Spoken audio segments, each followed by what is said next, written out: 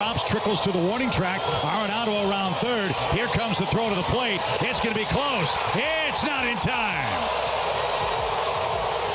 A blue pit turns into the game-tying run, and the Cardinals have evened the score in the second. That's loud and hit to center. Harris on the run, still going. That ball is gone. 15th home run for Walker. The past few games have gone well. I'm just really trying to, get that feeling every at bat. Stay comfortable because this game, as you said, has a lot of ups and downs. I just want to, ride this up for as long as I possibly can. This is as good as you could ask for from Jordan Walker. A really nice homecoming for him last night in Atlanta. That audio courtesy of Bally Sports Midwest alongside T-Bone and Grant. I'm BK. Jordan Walker, we opened the show with it yesterday. He is becoming a star right before our very eyes. Whether it's the defensive improvement that we've seen, which has been noteworthy, but also what we're seeing from him offensively.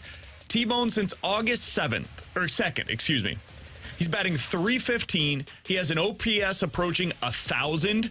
The only National League players that have been better from an OPS perspective in this stretch than Jordan Walker. And we're going on more than a month now. Mookie Betts, that guy's pretty good. Marcell Ozuna, Seiya Suzuki, Trey Turner, Bryce Harper, Kyle Schwarber, DJ Stewart, who's been like this revelation for the Mets, and Ronald Acuna Jr. That is 8 players in the National League that have been better from an OPS perspective than Jordan Walker. I'm ready to call it.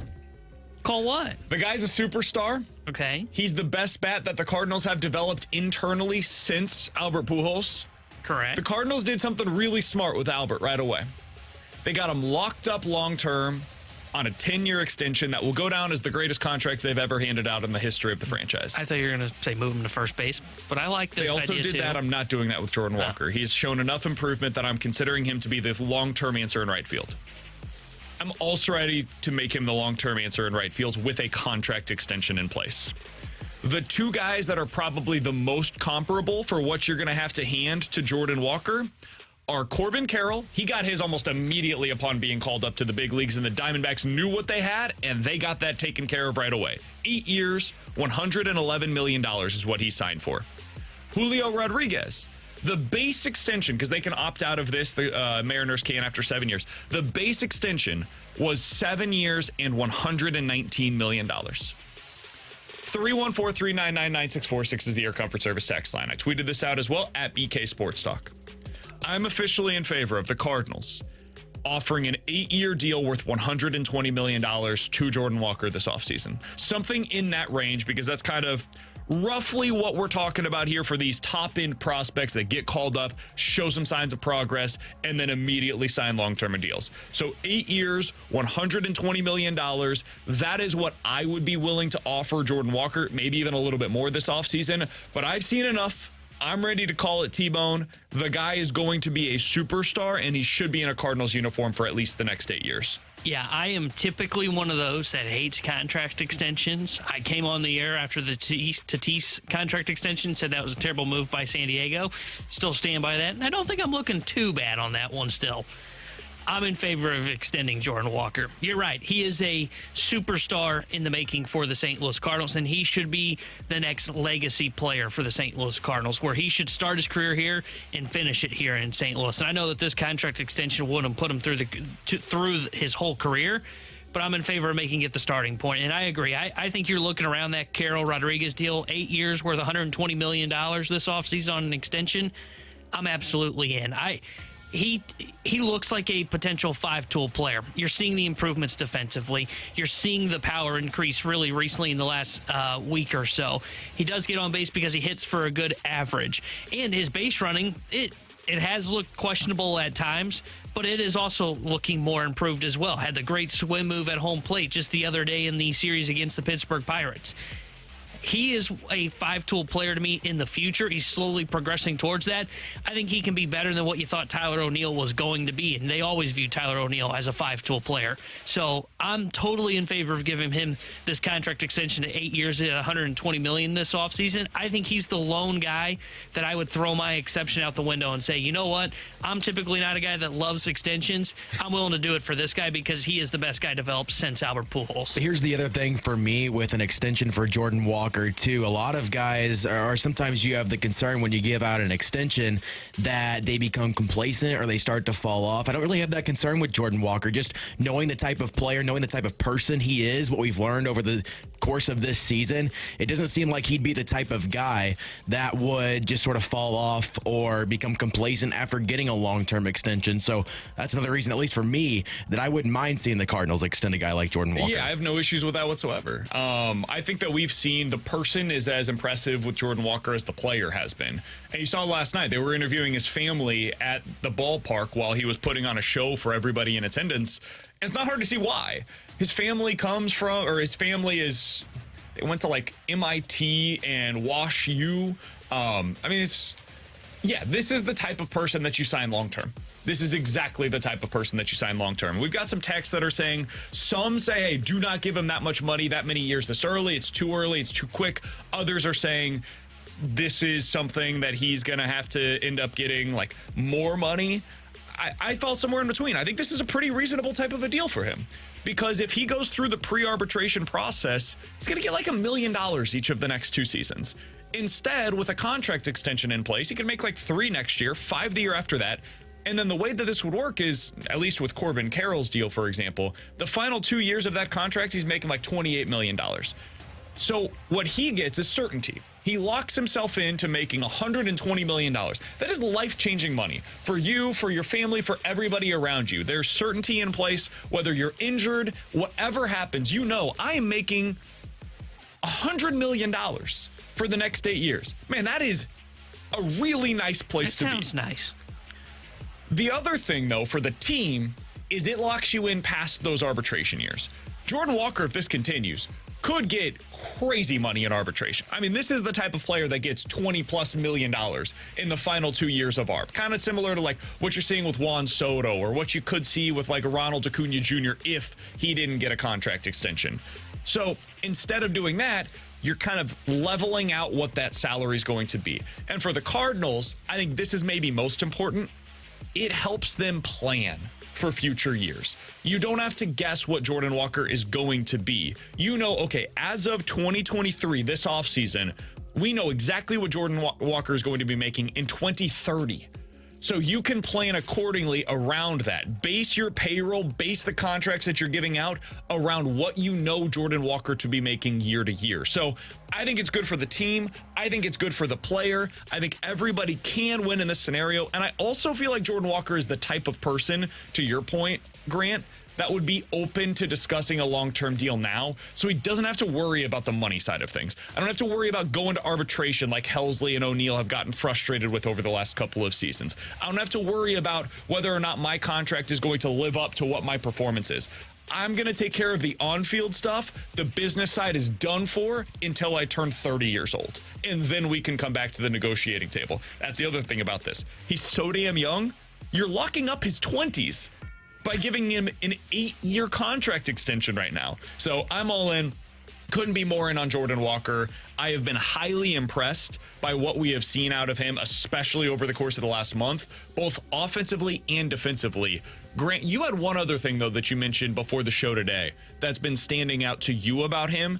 And it is something that I think for like some of our texters, they're probably falling in love with Walker about lately too. Yeah, just watching last night, him being in Atlanta, his hometown for the first time, it's that clutch moment, right? Like we've seen it at times this season when he gets into those high leverage situations that he performs. And last night was one of those situations. His family's there. He's back in his hometown for the first time and he goes 3 for 4 with the home run. Like when you get into those situations, that's when you need your players to shine. And it's what the Cardinals lacked last season come playoff time. They didn't have that bat in the lineup that when the moment came, they stepped up and took it. And I could just see it. When the Cardinals get back into the playoffs, Jordan Walker is going to be one of those guys that is going to be counted on. It's going to be that time for him where it is going to be the type of player that the Cardinals lean on for those clutch moments, and he's already showing that he can do that in his rookie season. So when he said this, I was like, It feels that way, but I wonder if the numbers match up with that. Because sometimes we anecdotally remember the stuff that works out and not the stuff that doesn't. And it could be the opposite, too. Like last year, we remember Goldie and Arenado not coming through in the playoffs. But all regular season, for the most part, those guys were coming through in the clutch moments. The eye test matches the numbers in this specific scenario, though. Jordan Walker's been the Cardinals' second best player in high leverage situations this year. He's got an OPS over 1,000. He's batting .300 with a slugging percentage of .670 in high leverage spots. Now, it's only 40 plate appearances, so incredibly small sample size, but that's kind of how it works. You're either good or bad in those spots, and so far, Jordan Walker has been excellent in them. Hopefully that continues. He feels like the type of player where it would, and last night I think you saw that again. Yeah, and I think with Jordan Walker, when you look at him at the plate in those scenarios too, I can see how that can end up matching what the numbers say because he just looks calm at home plate. And I think that's why for me, like I've seen a couple texts that come in and referring to like pump the brakes, O'Neal, DeYoung, Carpenter, look at those contract extensions. Get out of here. This guy is not the same as those players. Exactly. And he can slow the game down. And I think that's what's impressive. He's not really, and correct me if you think I'm wrong here, I can't really remember a point except maybe early on before he got sent down where he's just looked completely overmatched at home plate. For the most part, I think he's done a very good job of staying calm, making adjustments, and finding a way through some struggles this season. I don't think he's ever been at a point where I look at him at home plate and go, this guy just can't hit. I think there have been games where I felt that way. I don't know that there has been a single prolonged stretch where I felt that way. Where like for a 10-day stretch, you're like, oh, he's underwater right now. He can't figure out what's going on, how teams are pitching him. I've never felt that way for an extended stretch. I have felt that way in individual games where it's been like, oh, just not a good game for Jordan Walker. That happens. I felt that way about Nolan Arenado this season at times. I felt that way certainly about Paul Goldschmidt for like a 3-week stretch where he just could not catch up to the fastball. I haven't necessarily felt that way about Jordan Walker this year. So I do think, to your point, that is something that speaks to his, and they talked about this all the time down at the ballpark, his aptitude. He finds a way, he finds answers very quickly at the plate. And that's something that you're going to need because teams are going to keep trying to find new ways to get you out, and they're going to keep trying to find those holes in your swing. I mentioned that I asked this on Twitter as well. The poll is, would you be in favor of the Cardinals offering Jordan Walker an 8-year extension worth $120 million this offseason? So far, we have more than 1,000 votes. 86% are yes. 86%. I think that it's a no-brainer for both sides, honestly. And I know that it doesn't sound like a ton of money for Jordan Walker because we think in free agency terms, he's not there yet. This would be buying out his pre-arb and arbitration years. I would have to go through to think of exactly what that would look like for him, but he's probably going to get like $1 million each of the next 2 years and then 5, 10, 20, something around there. So you're talking like 40, 50 million bucks over the next 5 years. You're putting together over the next 3 years after that, 70 million bucks. That feels about right to me. Yeah. It feels about right. I would agree with you. And I think when you look at Jordan Walker, again, it just comes down to, and I think that tells you right there, I see on the text line sometimes talking about Walker. You can't have Walker in the outfield. You can't have Walker in the outfield. I think people are realizing that the bat is special and that the defense is starting to come along. And I think it shows by that vote right there. And I think people now view him as a franchise, I don't know if you want to say icon, but a franchise pillar along with Paul Goldschmidt and Nolan Arenado. And probably the guy that if Goldie's not re-signed this offseason or after the contract is up next year is the guy that slides into that spot as being the second face of the franchise. I remember talking to the Phillies insider that we talked to 2 weeks ago now, I guess it would have been, Scott Lauber, about Aaron Nola. He mentioned how the guys that come in from the outside that choose Philadelphia seem to get more grace in Philly than the guys that were brought in from within, right? So like Aaron Nola doesn't have the same grace as like Kyle Schwarber, and he doesn't totally understand why that is the case there. It's the opposite here. The guys that are brought up from within here in St. Louis, if they become great, are the guys that are remembered forever more fondly than anybody can that is brought in from the outside. It's viewed a little differently here. It's the opposite. It's in reverse of what it is in Philadelphia. For whatever reason, neither is right or wrong, but I think that's how it is, and Walker is the latest of those guys. And I'll never. But you got to be great. Yeah. Because they'll turn on you quick. Yes. Here if you don't live up to the expectations. I'll never forget. I can't remember exactly when it was. I think it was when it was announced that Scott Rowland was going in the Hall of Fame. Me, Alex, I think Alexa Dat was in with us at the time, had Ryan Ludwig on the show. And we asked about Jordan Walker. And I remember him saying, Von Lee, he is the next Cardinals Hall of Famer. And the fact of the matter that you put that kind of expectation on him, along with the expectation of Rookie of the Year, and look, he's not going to win Rookie of the Year. Corbin Carroll just took off with that award. But the fact that he's 20% above league average, and we're having conversations about a contract extension in September about this kid that's 21 years old, tells you the Cardinals got something right when they drafted and developed this kid. That's Tanner Hendrickson. He is Grant Francis. I'm Brandon Kiley. 314-399-9646 is the Air Comfort Service text line to get involved in the show. You can always watch us on YouTube. 101 ESPN STL is what you search to be able to find us over there. Coming up in about 15 minutes, we'll ask John Denton about this. What's he think about the possibility of Jordan Walker signing long-term in St. Louis? We'll get into that with him coming up at 11:30. But next, Mizzou made a difficult but necessary decision yesterday. I'll tell you what that is and why it makes sense leading into this week's game here on 101 ESPN.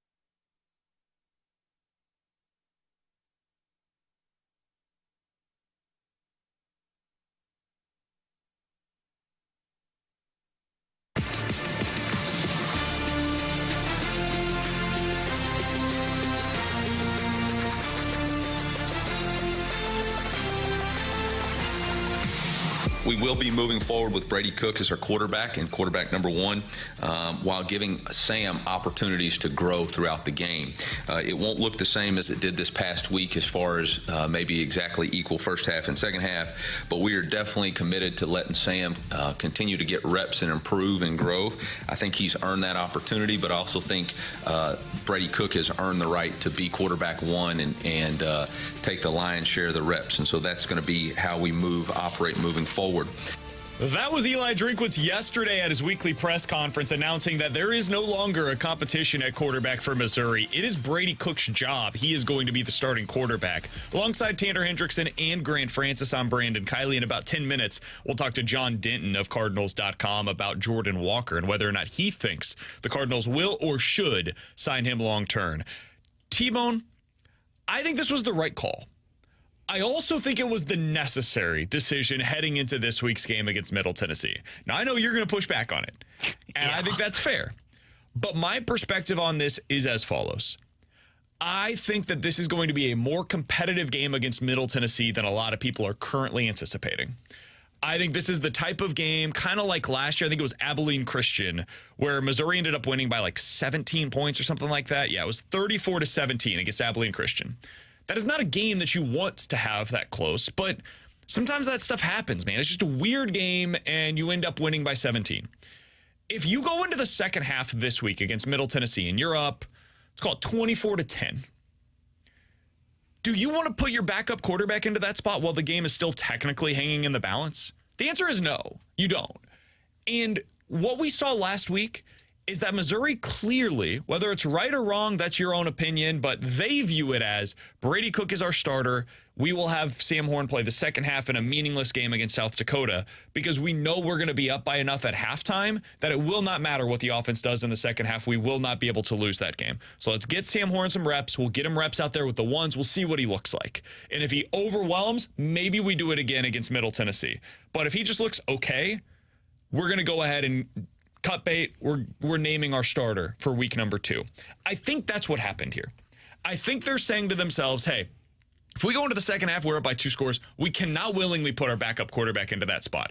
I think that's the correct decision, and I'm glad Eli Drinkwitz was definitive about it.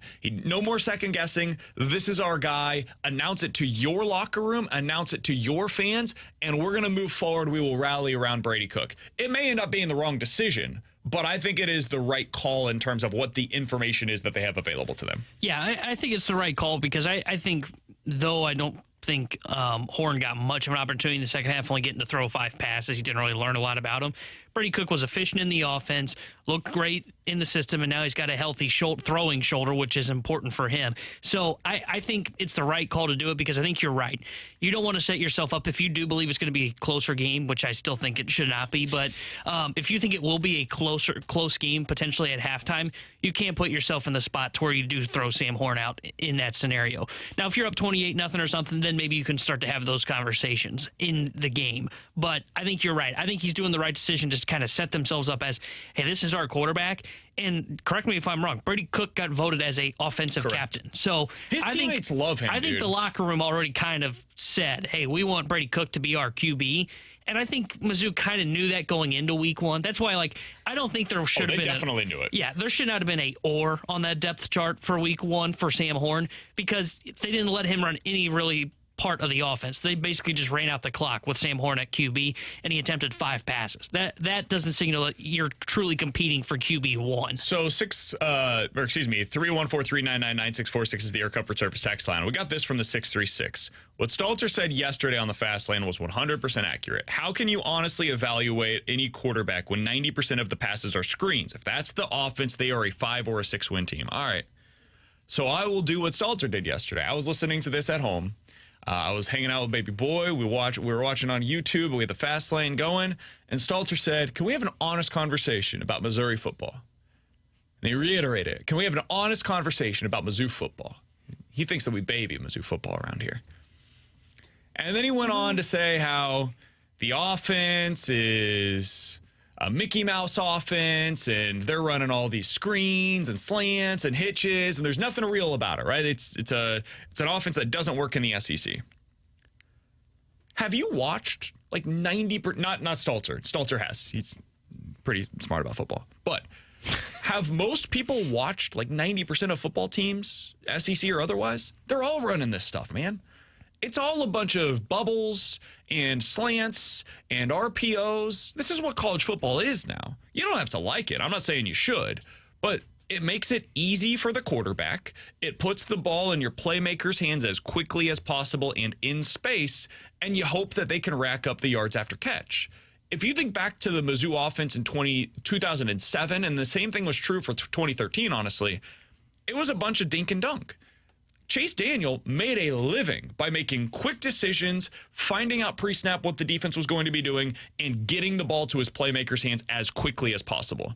Yeah, there were shot plays, of course. Mizzou had a shot play on Saturday. Brady Cook, the best pass I've seen him throw in a Mizzou uniform, was a shot play up the middle of the field, a post route to Mekhi Miller. You need that stuff. And I think as you go up against better teams, for example, K-State, you're going to see a lot more of that. But when you're going up against South Dakota and they're running a bunch of too high, the best thing you could do is run the football and dink and dunk underneath. Take what the defense is giving you. Don't make stupid mistakes that can get this game into like real contention late against South Dakota. I had no issues with the offense on Thursday night.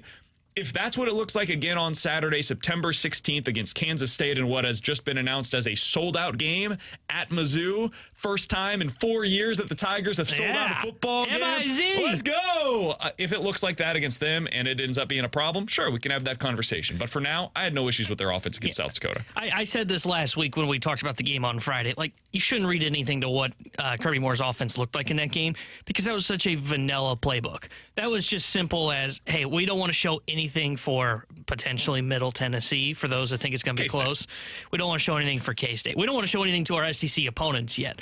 That playbook is going to expand a lot more and move away from just that. That was like essentially in the NFL when you watch a preseason game. They're not calling their offensive playbook. They're doing just basically the generic plays. They're basically calling the Madden plays. And Illinois did the exact same thing. In fact, I think they were a little too vanilla in their playbook on Saturday. They ran a bunch of RPOs. They ran the football way too much, and they had handful of shot plays. But most of it was they want to get the ball out of Altmaier's hands quickly. And I think Altmaier's got a potentially higher ceiling than Brady Cook because I think he does have a arm that can get the ball down the field. I think Brady Cook's just like Tommy DeVito. And all season long, I can tell you, what did Illinois do? They ran the football with Chase Brown, and they basically said, Tommy, we're going to run like one quick slant or we're going to run a screen. Don't take the shot play. Do not take the shot play. And that's what they did all year, and they ended up winning 8 games. Now, granted, that was the Big Ten. This is the SEC. We'll see how that translates, but I think it'll be fine because the SEC is not good this year, as we've talked about. Yeah, if they were in the Pac-12. Yeah, imagine. Alongside T-Bone and Grant, I'm BK. In 15 minutes, we'll get to questions and answers. We'll have some questions for John Denton of Cardinals.com next here on 101 ESPN.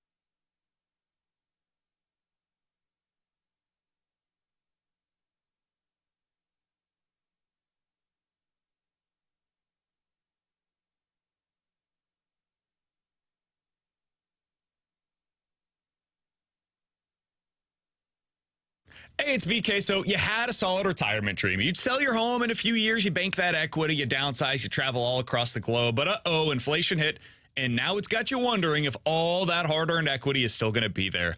What if you could recession-proof your equity right now? That's what you can do with Truehold.com.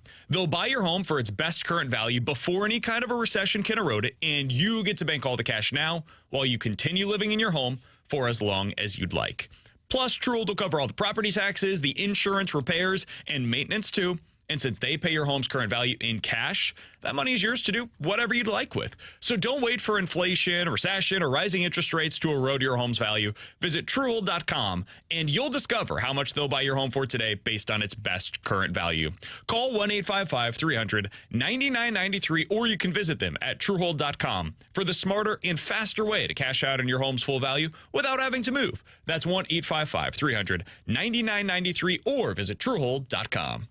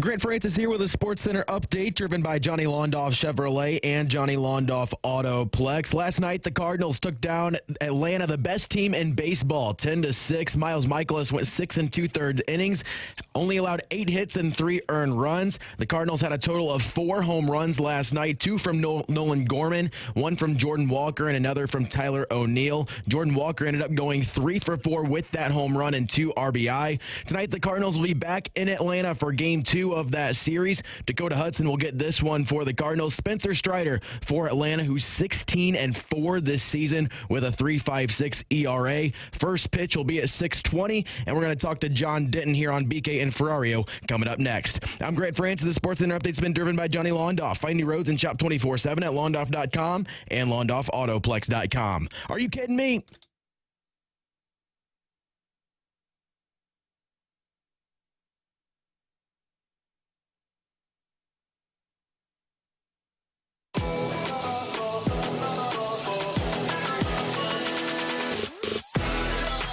Go out to the 101 ESPN hotline to be joined by our friend and Cardinals insider for MLB.com. He's John Denton alongside Tanner Hendrickson and Grant Francis. I am Brandon Kiley. Fun game last night down in Atlanta as Jordan Walker made his return down to his hometown of Atlanta, put on a show for his family and friends down there. John Denton was in attendance to be able to watch that one. John, we appreciate the time as always, man. Let's start there.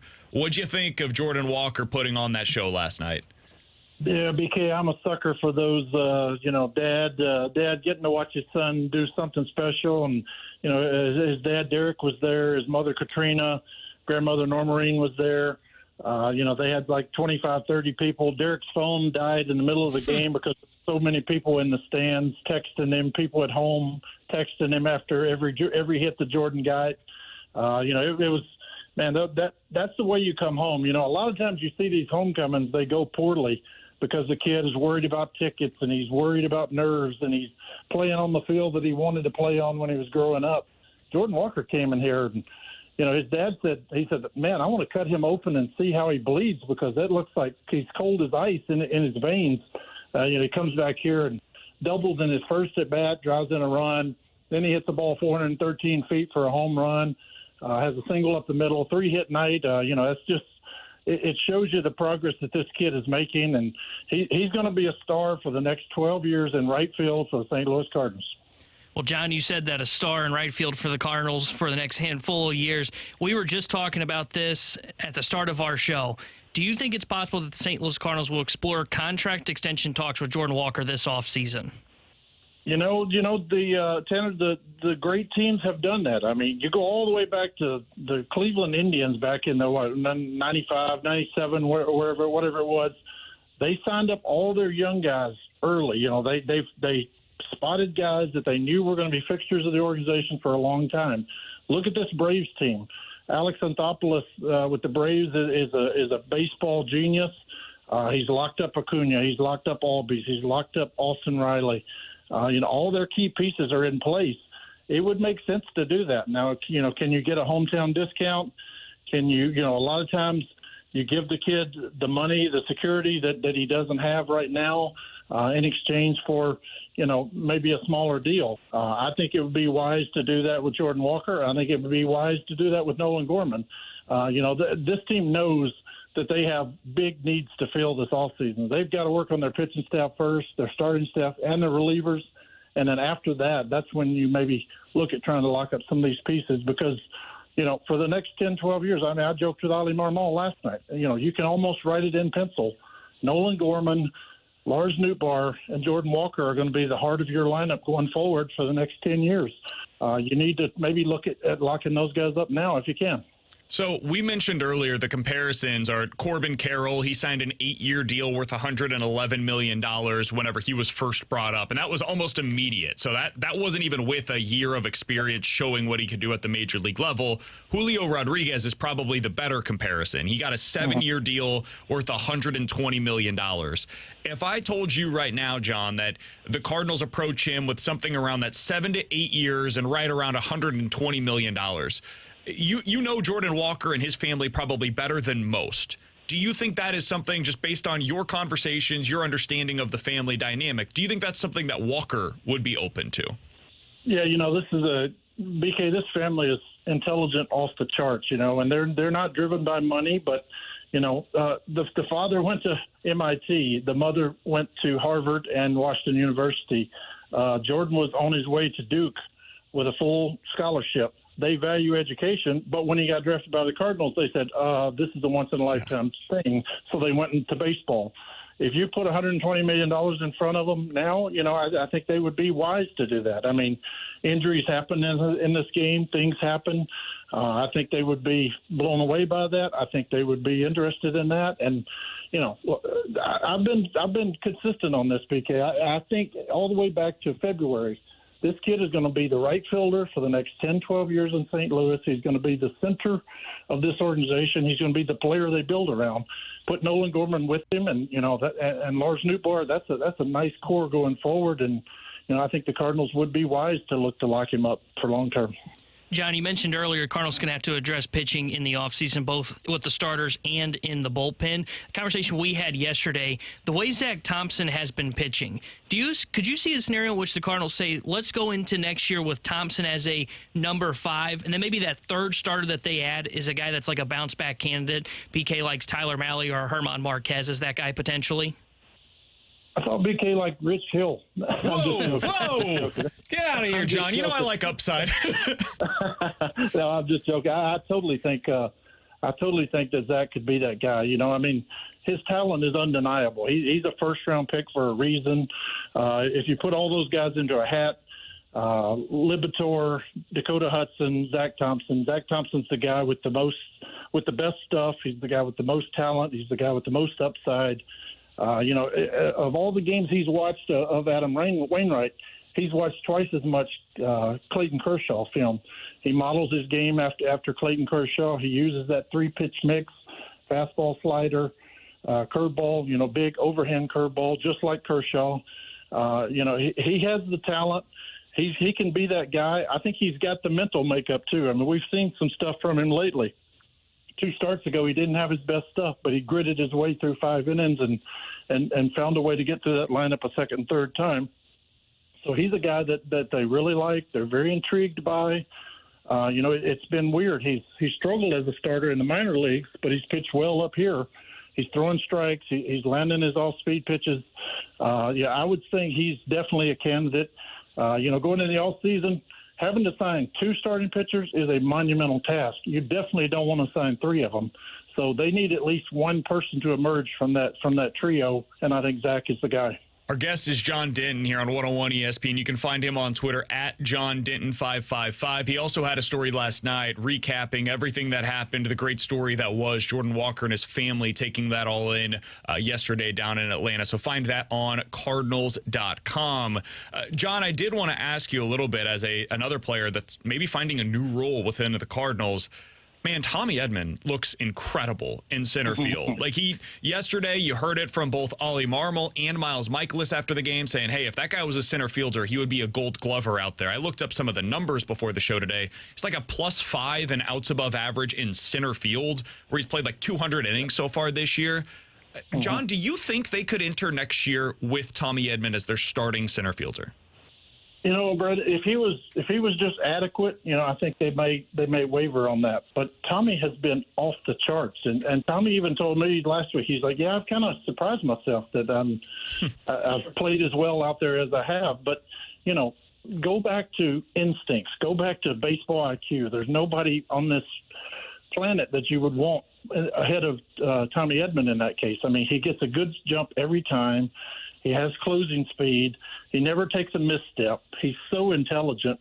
He's just one of those guys. It doesn't matter where you put him. He's going to be a Gold Glove. He could be a Gold Glove shortstop. He could be a Gold Glove center fielder. He's already been a Gold Glove second baseman. His intelligence is off the charts. His smarts are off the charts. I really think he could be their center fielder going forward. Like I said, if he was just adequate, maybe they think about moving him back to shortstop. But he's been unreal in center field. He's made every catch, whether it's going back or coming forward. Miles, he probably kept Miles Michaelis in that game last night. He probably saved 4 or 5 runs for Miles Michaelis last night. So I think he's absolutely opened their eyes to the thought of being their center fielder going forward. Well, John, another outfielder for the Cardinals, Tyler O'Neill. They didn't trade him at the deadline. It kind of felt one of those where it was, hey, we're keeping him here this year so we can kind of run him out as like a trial run again so we can try and recoup some value for him to potentially move him in the offseason. What is the plan if there is not a suitor for him in the offseason again? Is he someone that could become a non-tender candidate for the St. Louis Cardinals? Tanner, I would say there's a 0.00% chance of him being a non-tender. One, he's a Scott Boras client, and you don't ever want to get on Scott Boras' wrong side because of the stable of talent that he has and the power he has in the game. And two, if they did that, there would be 29 other teams ready to offer Tyler O'Neill. Tyler O'Neill has the potential that everybody loves. I mean, he has the rare combination of speed and power and defense, and he's won 2 Gold Gloves. And, everybody is drunk on the thought of, man, what can this guy be if he's healthy? The Cardinals have lived that life for several years now, and they're not going to not tender him. I think they want Tyler O'Neill to be their left fielder going forward. They want to be able to depend on him, and he's got to show that he can be healthy the rest of this season. But then again, on the flip side, they know they need pitching. If they can get another team interested in Tyler that would bring back starting pitching, I think they would do that in a heartbeat. But if they can't, they want him to be their left fielder because he plays a better left field than just about anybody in baseball. And, one of these days he's going to be healthy again, and he's going to hit 34 home runs like he did in 2021. I can't wait for him to do that for the Royals. They can't do that, John. They cannot do that again next year. We can't live this life of Tyler O'Neill's going to play whenever he feels comfortable enough to play, and he's going to Ollie before the game. He's like, hey, my My knee just, the surface isn't right for me. I understand it. The talent is there. I was the guy that after his big season in 2021 said, hey, they should lock this guy up to a contract extension because imagine what he'll get if he continues playing this way. I'm done. I'm out. I can't do that again next year. Not with this team and with the stable of position players that they have ready for them. I get it. BK. I mean, last night when Tyler belly flopped into second, his chest basically dug into the mud. His left arm got bent up under him, and my first thought was, "Oh my goodness, he's hurt." Because you wondered. I mean, first off, it was nasty, and Tyler was mad after the game because the field was like so watered down that it was mud out there. Of course, but I get it. He's got to stay healthy. He's got to prove that he can stay healthy, and like I said, if they can flip him for pitching, I think they'll do that in a heartbeat. But if they can't, they're not just going to give him away for nothing. Interesting. Hey, John, we appreciate the time as always, man. You have great insight on this team. It was a great piece earlier today over at Cardinals.com on Jordan Walker and his family affair that he had down there. Just a show that he was able to put on. So we look forward to talking with you again soon. Enjoy your time down there watching the best team in baseball, my friend. Sounds great. Take care, guys. Thanks. Got it. That's Sean Denton joining us as he does regularly here on BK and Ferrario. They can't go into next year with Tyler O'Neill as their left fielder. No. They cannot do that. That would be a failure of an offseason. Like, they could do everything else that we're asking for, and they bring back Tyler O'Neill as the starting left fielder next year, and that is a disappointing way to go about this offseason. I can't do this again, man. No. I can't either. By the way, of course he was complaining last night about the field conditions. Of course. That's why nobody talks about the field conditions more than Tyler O'Neill. Yeah, he's totally out of the lineup today. Bet money on that if you could. No, he's going to be in the lineup and then get scratched. Also, at some point, you got to decide on your outfielders. Yeah, that's what I was just about to say is I don't understand how you could go back into the year because if you do think Edman is your center fielder because he is, like you said, 4 or 5 outs above average and 200 innings in center field, well, I would like to keep Nootbaar in the lineup. And I just can't see running back Tyler O'Neill. I understand the defense. I understand the potential of it. But at some point, I have to say, it is better for us not to have him on the team because it is not a good thing for us to have a guy in the locker room that dictates when he can play and is unwilling to play through anything that might be sore. So it reminds me of the Dodgers moving on this offseason from Cody Bellinger. At some point, you can't live off of what a player was 3 years ago anymore. Yeah. Cody Bellinger was a really good player a few years ago, MVP caliber player. And then he got hurt, and he was no longer the same player. And the Dodgers said, you know what? We got to move on. We know this guy is very likely to find it somewhere, whether it's this season with the Cubs as he has, or if it was going to be a year or two from now. They probably knew internally, hey, the chances are this is going to look bad down the line, but we have to find some more certainty. So they went out and they found other guys that they thought could capably fill what his role was, and they got like 3 players for the price of Cody Bellinger. And the Cubs have to be thrilled with what they've got this year out of Cody Bellinger. So it ended up working out for everybody involved. I think the same may be true for the Cardinals with this Tyler O'Neill situation. You put Tommy Edman in center field, you play Jordan Walker in right, you put Lars Nootbaar in left, you'll have Brendan Donovan, who's going to play in the outfield a decent amount as well. Alec Burleson, if he's still here, will probably filter into this mix too. It's time. It is, frankly, past time to make the decision on Tyler O'Neill and to move on from him. And that, to me, may mean non-tendering him. I don't know if there's going to be as much interest in Tyler O'Neill around the league as some would like to believe. I think it'd be great if there was. Go get yourself a nice little reliever from Tyler O'Neill. Extract some value there. But if you don't think it's going to be there and he's going to cost you $7.5 million to be this player, same player that he is this year, that's not worth it. You can go get something. You can go get yourself a nice reliever with that $7.5 million instead of bringing back Tyler O'Neill. All right, for T-Bone and Grant, I'm BK. Coming up next, 314-399-9646 is the Air Comfort Service text line for questions and answers on 101 ESPN.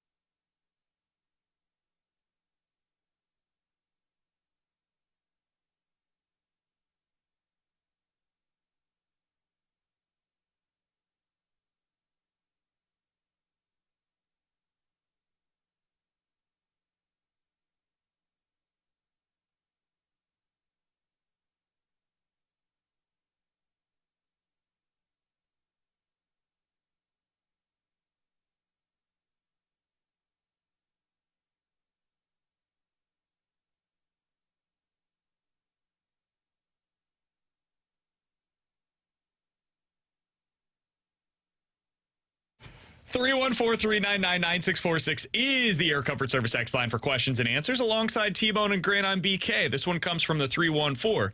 Guys, it seems like one of Donovan, Edman, Gorman, one of those three will be gone after this year if we truly want to land a pitcher that we're looking for. Which one of those three would you be most comfortable letting go? Let's use this disclaimer. It always comes down to what's available to you. You are going to be able to get more by trading Gorman than you would be. Like, I think the order of trade value goes Gorman 1, Donovan 2, Edman 3. That's because of control. It's because of injury status with Donovan and versatility, ability, homer, power, all that stuff. Which would I be most comfortable moving on from? As much as it's been really fun to watch him in center field, I would say Tommy Edman. Those lefty bats, they change what you can do as a lineup, especially once you get into the postseason. Yeah, I would agree. I think Edman's the one that I would be most willing to move on from, partly because I'm not sold that he should be the center fielder of the future because of his arm. But you can go New Barn center. You can put Burleson or Donovan in left, so you kind of have that trickle-down effect that doesn't really affect you.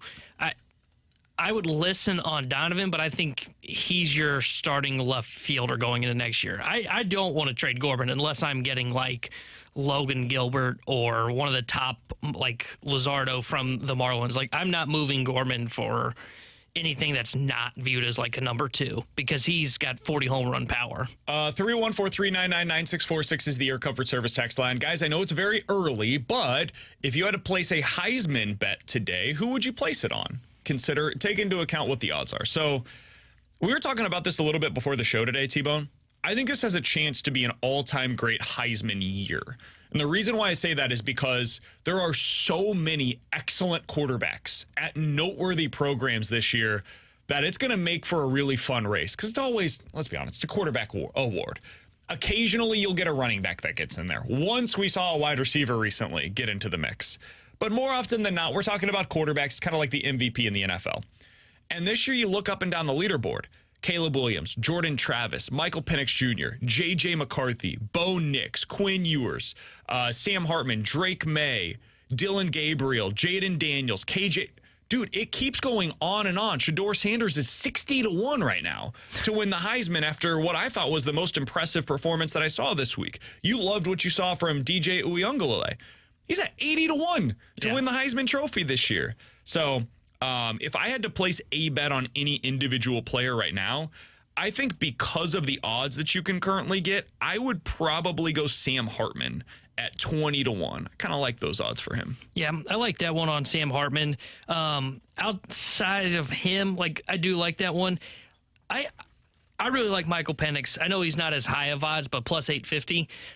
They've got arguably the best or the second best wide receiver group in college football. He looked great last week. And, like, think of the people that he's going to have to beat and have to perform well against. Can he beat USC? Can he beat Oregon? Can he beat the Pac-12, as we've talked about, the best conference in college football? Michael Penix puts up great numbers like I expect he's going to. If he can get them to the college football playoff or to the Pac-12 championship game and play really well to get to that point, I think he's a guy that could be a sleeper for the Heisman Trophy. I still think Caleb Williams is the chalk answer because I think he's going to end up winning it, but I wouldn't be shocked if Michael Penix gives him a run for his money. Yeah, it's going to be hard to beat out Caleb Williams, but I do like looking at Shedeur Sanders because if he's able to do that against a team that was ranked 17th coming into the season, what is he going to be able to? I mean, 510 yards against TCU this past weekend. Yeah, 60-1, it's worth a shot. I mean, yeah, I wouldn't put much on it, obviously. I would actually go with his teammate. If I'm going to bet on a long shot bet from their team, going with the guy that's doing something we haven't seen since, like, Deion Sanders. That's a good point. It's a pretty good one. At 50-1 odds, Travis Hunter. I would probably go with Travis Hunter over Shedeur Sanders, just because I think people view it as such a unique thing to be able to play both ways. If he's going to have like 100 plays a game, that's going to speak to Heisman voters. If he's able to sustain success for longer, it's going to be easier for him to draw votes more than other players, I would say, just because of that two-way play. Like that, there's hardly any other players that really do that at that level. So it's going to be easier for him to draw votes if he's able to play that at a high level. But again, Caleb Williams, it's going to be so hard to reach his level. So somebody on the text line makes a fair point. Guys, when you mention these names, who are the schools that they're going to? I'm not familiar. So Caleb Williams is the USC quarterback. He's very very likely going to be the number 1 overall pick next year in next year's draft. Sam Hartman, who I would place my bet on at 20-1. He's the new Notre Dame quarterback. He was previously at Wake Forest, holds the all-time record for ACC touchdown passes. And then the two guys that we mentioned, Shedeur Sanders and who was the other one that Travis Hunter, both go to Colorado. They're the stars that followed Deion Sanders from Jackson State to Colorado and both showed out in a big way this week. And so Michael those are the ones that we Penix, mentioned. Washington University.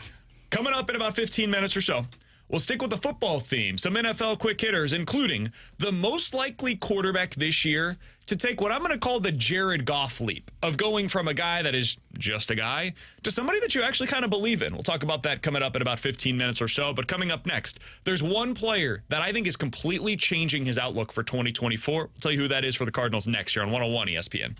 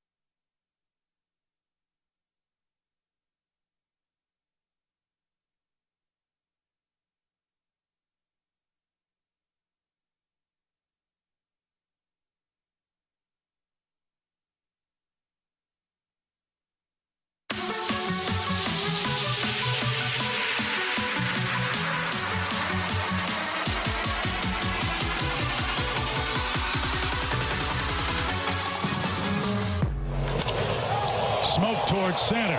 Edman going back, still going up against the wall. He makes the grab.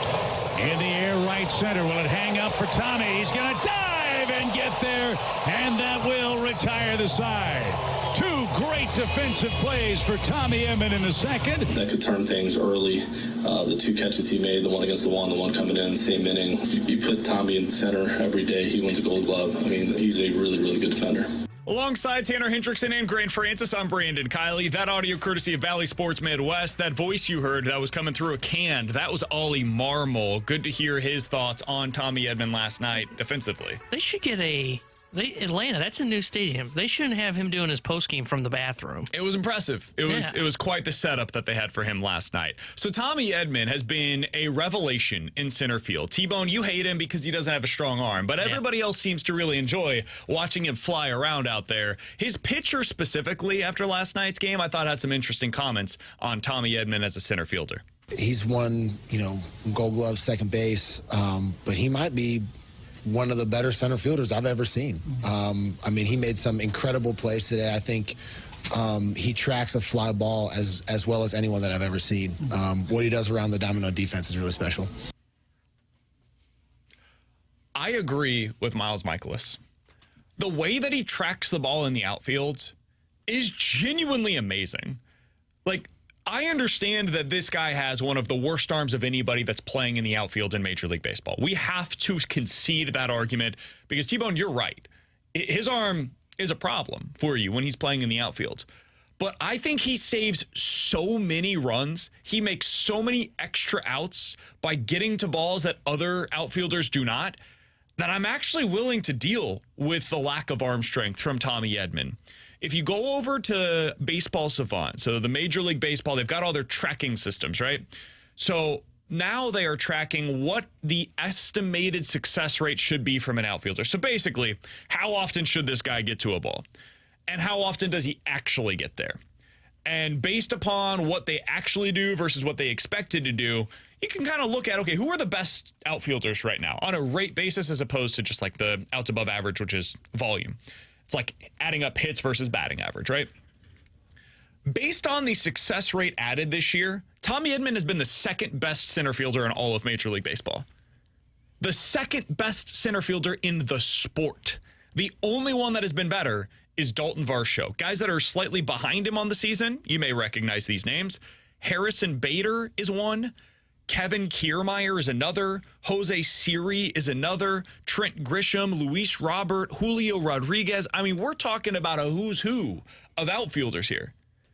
T-Bone, I think if they wanted to going into next year, they could make Tommy Edman their starting center fielder, and you would basically see what we saw with Harrison Bader out there defensively. How would you feel about the Cardinals going into the offseason and Mo saying in his end-of-season press conference, we are going to have Tommy Edman as our starting center fielder in 2024, and we're going to build our outfield around him? So I still would prefer to find an upgrade in center because, one, Tommy Edman is not a great offensive player, and two, the arm is still a major concern for me, even though you just comped him to Harrison Bader. Bader at least had the cannon and the range, which is what made him an elite defender.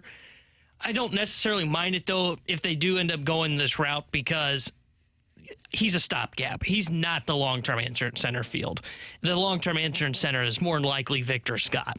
And my expectation would be that by 2025, Tommy Edman's not the center fielder. So if it's just 1 year, we think we can get away with not having an arm in center field, and we think he makes up for it with his outs above average and his range out there in center field, I would understand the Cardinals' route of going that way. And this also just kind of ties to the fact that I know they can't spend on everything to go get everything that they need. I would still have center fielder on the need list this offseason. I would explore the idea of bringing back a Bader or bringing in a Kevin Kiermaier. The problem is the money that they have to allocate towards starting pitching and to the bullpen, they're probably not going to have anything left over to put at center field. So I don't mind going into the year with Tommy Edman in center field. I do think Edman the arm is more certainty than either of those two guys that you just mentioned because of the injury questions. I think he's basically the same hitter, and he's more consistent of being on the field than either Bader or Kevin Kiermaier. I guess that's fair, yes. But again, to me, the arm would be a difference maker for when those guys are on the field. They are elite defensively because they have 60 games. They have the range and the arm. Well, I'm thinking 100, but I can't expect Bader to play 100 games next year at this point. But again, I would much rather go into the year in terms of saying, okay, I've got Bader or Kiermaier that's starting, whether you want to call it 60 or 100 games in center field. And then Tommy Edman is I said this a couple of weeks back, I don't mind Tommy Edman as being kind of like the backup center fielder, the emergency center fielder. That's the way I would prefer it to be. But I also understand the idea of, hey, we can't go out there. We can't go out there. We can't spend on a center fielder, a bullpen arm or two, and go out there and sign 3 starting pitchers. We're not the New York Mets. Steve Cohen's not the owner here in St. Louis. They can't spend on everything that they need to accomplish. So I understand going into the year with him in center field. I still would much rather prefer they had a different center fielder, whether you want to go Newbar that's out there and then put someone else in the corner like Donovan or Burleson, or go out and sign a center fielder and then have Edman as the backup. I think the best role for Tommy Edman is the super utility guy that comes off the bench that can play shortstop when Wynn either needs a day off or if he struggles, can go to second base when Gorman needs a day off, can go out to center field in a late game situation as a defensive sub potentially, or a guy that can start there if you need it in an emergency case. So I've got a scenario that I think they could go with next year, and I don't think Cardinals fans are going to love it. I think you could platoon that spot. I think what you could do is Tommy Edman starts every single game in center field in which you play against a left-handed pitcher. Every time you're going up against a lefty, Edman is my center fielder. And when he's in center, I've got Jordan Walker in right, and I've got Lars Nootbaar in left, and I think I've got a pretty good outfield defensively now. When there is a righty on the mound, that's when I think you could go Lars Nootbaar in center, Brendan Donovan in left, you've got Nolan Gorman at second, and probably you're going to have on those days Alec Burleson as your DH. And I think that's just the way that you go about it. And you've got all of your left-handed bats in the lineup, and then if you end up having a righty come in, a lefty come into the game later on, we can put Tommy Edman into that spot. He ends up pitch hitting, he goes out there to center field, and you move things around accordingly. But I think that's probably the best case scenario on how they go about this. But I do think Tommy Edman is a guy that has now displaced for me Dylan Carlson. I don't know what Dylan Carlson's role is for this team because Tommy Edman is just a better defender than Dylan Carlson. They're basically the same hitters, and I can count on Tommy Edman to be on the field more than I can count on Dylan Carlson. So I think the problem is other teams see that too. So they see, hey, Tommy Edman's the guy that probably has more value because we can play him in center, we can play him at short, we can play him at second. And he's been pretty good. He's a great defender in any of these spots. We just want to have him on our roster. He's got 2 more years of club control. He's not expensive. What are you getting out of Dylan Carlson next year? I don't know what the answer is. So the Cardinals are stuck between that rock and a hard place of we've got a guy that we think fits our team better in Tommy Edman because he can also back up Mason Wynn if anything were to happen there, either struggles or gets injured. So we've got the backup shortstop still on the roster, and he can play center field. But Dylan Carlson has no trade value. Yeah. So I don't know how they handle that, but I think that's one of the biggest decisions that they have to make this offseason is how do we view Edman versus Carlson? Because I do think the two are kind of pitted against one another for a roster spot. And I said this, it's probably been a couple weeks, and I think we ran through the scenario of, okay, what happens if you don't extract more value from Carlson or O'Neill in this run? And, of course, Carlson hasn't really played much because he's been dealing with injuries, and O'Neill's been good when he's been able to play so far. I think at some point the Cardinals just have to say, you know what, we messed this up. We have to sell low on O'Neill. We have to sell low on Carlson. If you don't want a non-tender O'Neill, then you have to sell low on O'Neill. You have to sell low on Carlson if you say, you know what, how does he fit into this team? Or do we really want to carry him as like the 5th outfielder when Edman can be viewed as either the platoon or the 4th outfielder and you got Burleson that's there too? Like, I think at some point they just have to come to the conclusion of, okay, it is better for us to sell low on a Carlson / an O'Neill, so we feel better about not having a roster crunch that's there. You're not going to be able to sell high on everybody all the time. And I think that's something that the Cardinals front office is just going to have to say, we messed this one up. We've got to bite the bullet, and we've got to kind of clear up this log jam and move those 2 pieces. And we talked about it. I don't want to rehash it too much, but this is one of the reasons why I said I don't know that I would tender Tyler O'Neill. I would consider just cutting bait and saying, hey, that's $6 million that I have currently kind of earmarked for Tyler O'Neill this offseason because he's making $5 million right now. He's going to have to get a little bit of a raise in arbitration. I would rather have that available to me at the beginning of the offseason to go get the reliever that I'm looking for. And Dylan Carlson, while I'm going to get, I know, basically nothing for him, I don't have a role for him on this team. Tommy Edman has outplayed him in center fields. I like having Alec Burleson as a left-handed bat that's available to me. I've got Brendan Donovan who can play in the outfield. At some point, I don't really have a place for this guy. So are you optioning him next year? I don't think so. I can't imagine that's a good use of that resource. I think that you've got to try to extract the most value possible for Dylan Carlson, and that might mean selling really low on him. I mean really low. And that sucks, and you don't really want to do that, and maybe he goes on to thrive elsewhere. But if you've got Tommy Edman and Brendan Donovan and Lars Nootbaar and Jordan Walker in the outfield, you're saying to yourself, hey, man, I'm pretty good here. This isn't similar to the Randy Arozarena situation where you're moving on from a guy and then you're immediately looking for production in the outfield. If you move on from Dylan Carlson, the odds are you're going to get similar or better production from the current guys that you have in the outfield to whatever it is that he's going to do elsewhere. Yeah, and I think with Carlson, like you said, sell low, that might be where you look to upgrade the bullpen. And maybe it may not even be like a surefire, like, hey, this guy was a middle reliever for a team last year. It could be, hey, this is a AAA arm that we think can come up and be on the roster this year. Is he like can you get a, I'm going to say his name, we haven't really seen him, but can you get like a Zuniga or a Wilking Rodriguez type of pitcher in exchange for a Dylan Carlson? Like, that's where they're probably going to have to be. Unlike where we were talking at the deadline where it is, hey, can you get that cost control starter for him? I think that's out the window now. He's not healthy. Agreed. He may need surgery on the ankle. We don't know yet. So you're probably going to have to just settle and go, okay, we'll just take a bullpen arm. And that may be all it is. Is it's just a bullpen arm swap for Dylan Carlson? I want certainty on the 2024 Cardinals. I know it's hard to find certainty in baseball because the first time that you start laying plans, you're like, oh, we got hurt and now there's no certainty available. But I'm talking about when the player plays, you know what to expect out of him. I don't know what to expect out of Dylan Carlson. I don't know what to expect out of Tyler O'Neill. We'll get into this a little bit later on. I don't know what to expect out of Ryan Helsley right now. Next year, I want to have as many pieces in place that I feel pretty confident about the moment that they take the field. I know exactly what to expect out of Tommy Edman. I feel like I kind of know what to expect at this point out of Brendan Donovan and Lars Nootbaar and Nolan Gorman. I've got certainty in most of these players. I'm trying to eliminate the uncertainty. And they've got a few of those guys that have played themselves out of situations next year for this team. That might mean selling low. That's how it's got to be sometimes. Coming up next, let's dive into some NFL quick hitters, including the quarterback that I think is most likely to take what I'll call the Jared Goff leap in 2023. We'll do it next here on 101 ESPN.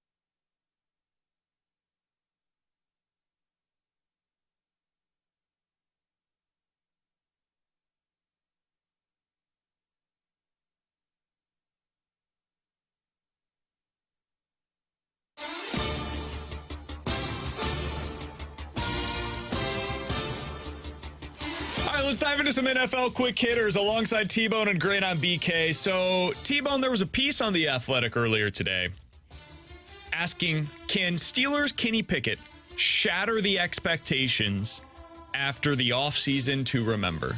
Kenny Pickett is getting a lot of buzz around the NFL right now. He's got a bunch of weapons that everybody seems to like in fantasy football. He's got a defense that could be the best in the league this year. And I thought he was really good down the stretch last season. If there was somebody, for me, that could be placed into the Jared Goff leap candidates. And what I mean by that is last year, I think Jared Goff went from being just a guy, like a Ryan Tannehill level quarterback, to somebody that people believe could actually win something meaningful with Detroit now. Like, we look at the Detroit offense. I know you guys did yesterday, and you said that could be the best offense in the NFL this year. Jared Goff's a big part of that. I just want to point out, as a Rams fan, can't confirm he cannot get you to, he can get you to the promised land. He ain't winning you squat. So, Jared Goff is seen in a different light now than he was prior to last season. I think the leading candidate to be that quarterback in 2023 is Kenny Pickett. T-Bone, who would your candidate for that be? Do you have a different one? So I do like the Kenny Pickett one because I am high on Kenny Pickett. I think he is the franchise guy moving forward for the next 5+ years in Pittsburgh. The other guy I would throw into this conversation, and you think I've been high on the Detroit Lions offense, you know I've been high on Justin Fields. Yeah. I think Fields could take that step. I think he's going to continue to improve as a passer. He's going to have his leg. Now, what Goff never had was he couldn't run like Justin Fields can. So I think he can even maybe be beyond this Goff step that we're talking about. But I think there's a legitimate chance that by the end of this season, either the Bears barely miss the playoffs or they kind of back their way in because the NFC stinks. And we look at Justin Fields and go, holy crap, that guy, that is maybe Jalen Hurts 2.0. And just another great offseason away by the Bears. And we're talking about a team that's going to be up there at the top of the NFC. And I think I think Fields is a big part of that. I don't disagree with you, but I would say that Justin Fields is sort of already there after last season. Oh, you think? Yeah, I think a lot of people look at him as sort of the next elite quarterback. I think they coming view up. that way in fantasy. I don't know that people view him that way in real life. Sure, but I also think that has a lot to do with what surrounds him. Maybe. Here's how I view Justin Fields. I view Justin Fields as a blank slate right now. I don't know what he's going to be. I think you could go either. He could end up being the next Jalen Hurts, or he could end up being the guy that we look at in 2 years, really, and say, Bears need to upgrade. They need to get a new quarterback because this guy he can't do it from a passing perspective. I think he's one of the most talented runners at the quarterback position I've ever seen in the NFL. Like, you could put him on, he's not quite Michael Vick. Michael Vick was a different level. I think he's in that next tier, that second tier. So I think he could either be like Daniel Jones or Jalen Hurts. That's a good one, because I think this is the year you find out. Yeah. Because he's got the weapons. It's year 3 for him, if I'm not mistaken. This is the time. This is the time in which you go, okay, we've either got a version of Jalen Hurts or we have Daniel Jones. And then they may even look back and go, man, we probably should have taken a quarterback this past year. I've got 2 other candidates for you for this making the leap.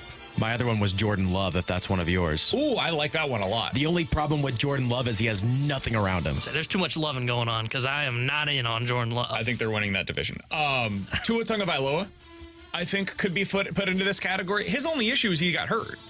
Last year, if you look at what he did numbers-wise, 25 touchdowns and 8 interceptions in 13 games. Wasn't he in the MVP conversation for a little while before he got hurt? He's the guy that I think's already done that leap because of what happened last year. I'd agree with that, too. Before the injury. Can I give you a different one? Yeah. This one, I don't really know what the consensus is on him anymore. I think it is kind of similar to Jared Goff, where it's like, hey, your team has a ceiling if he's your quarterback. Derek Carr.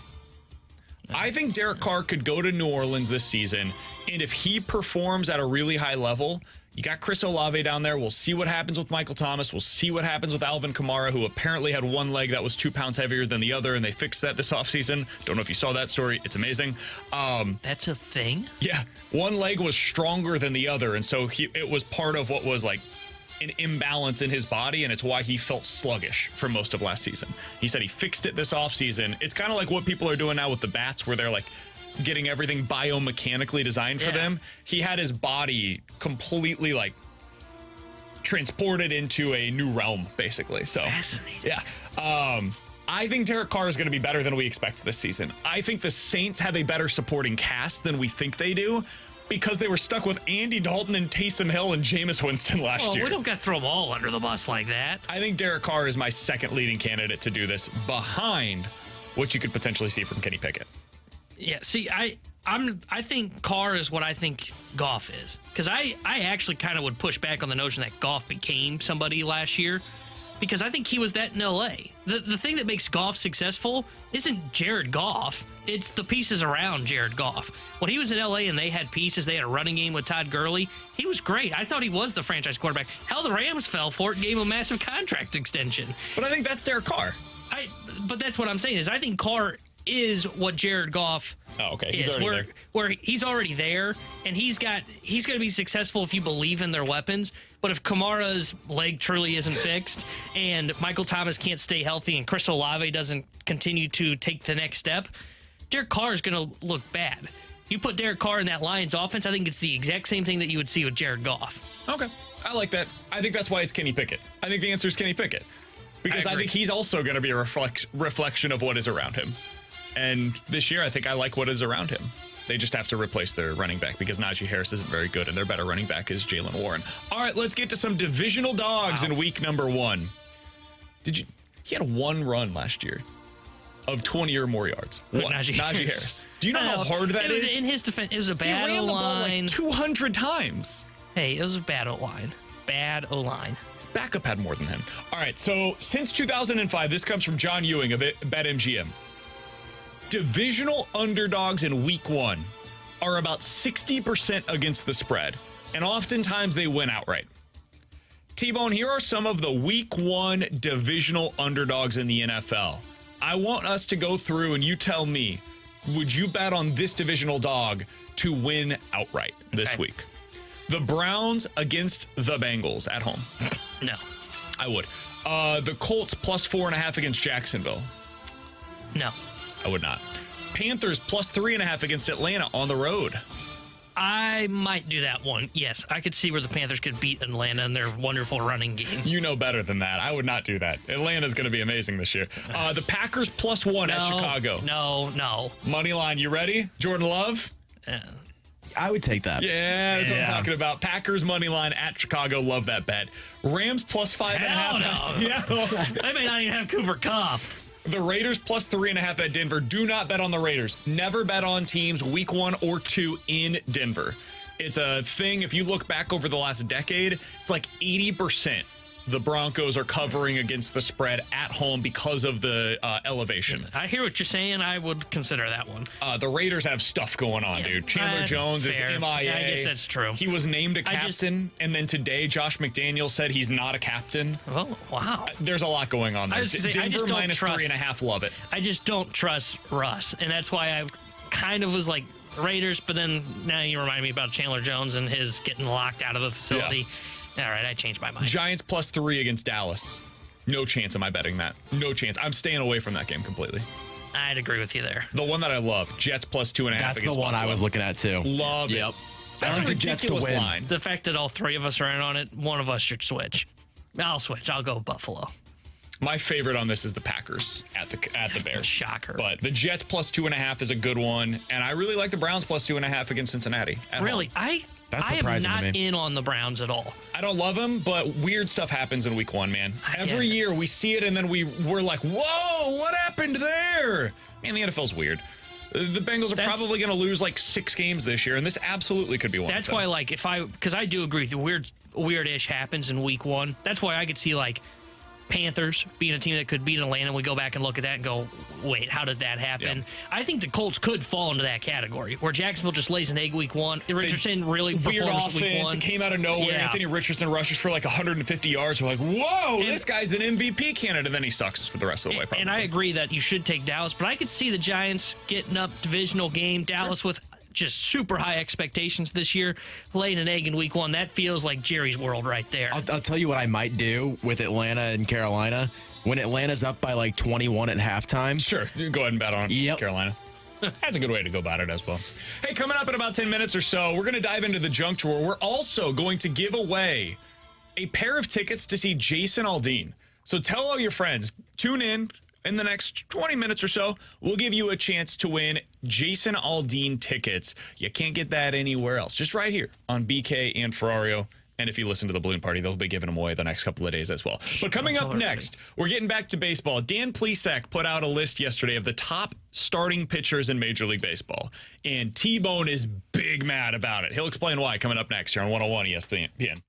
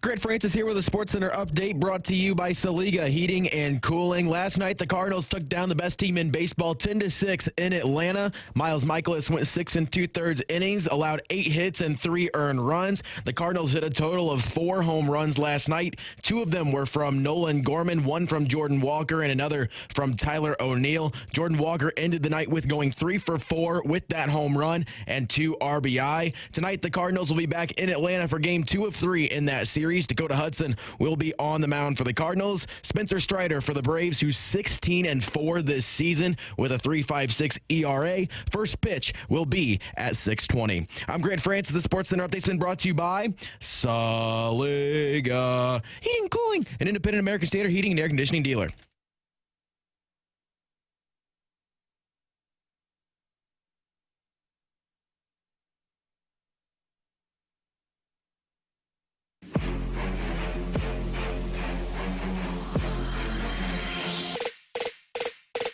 After Ohtani, it's him and Snell, and then kind of a fall off to Marcus Sonny Stroman.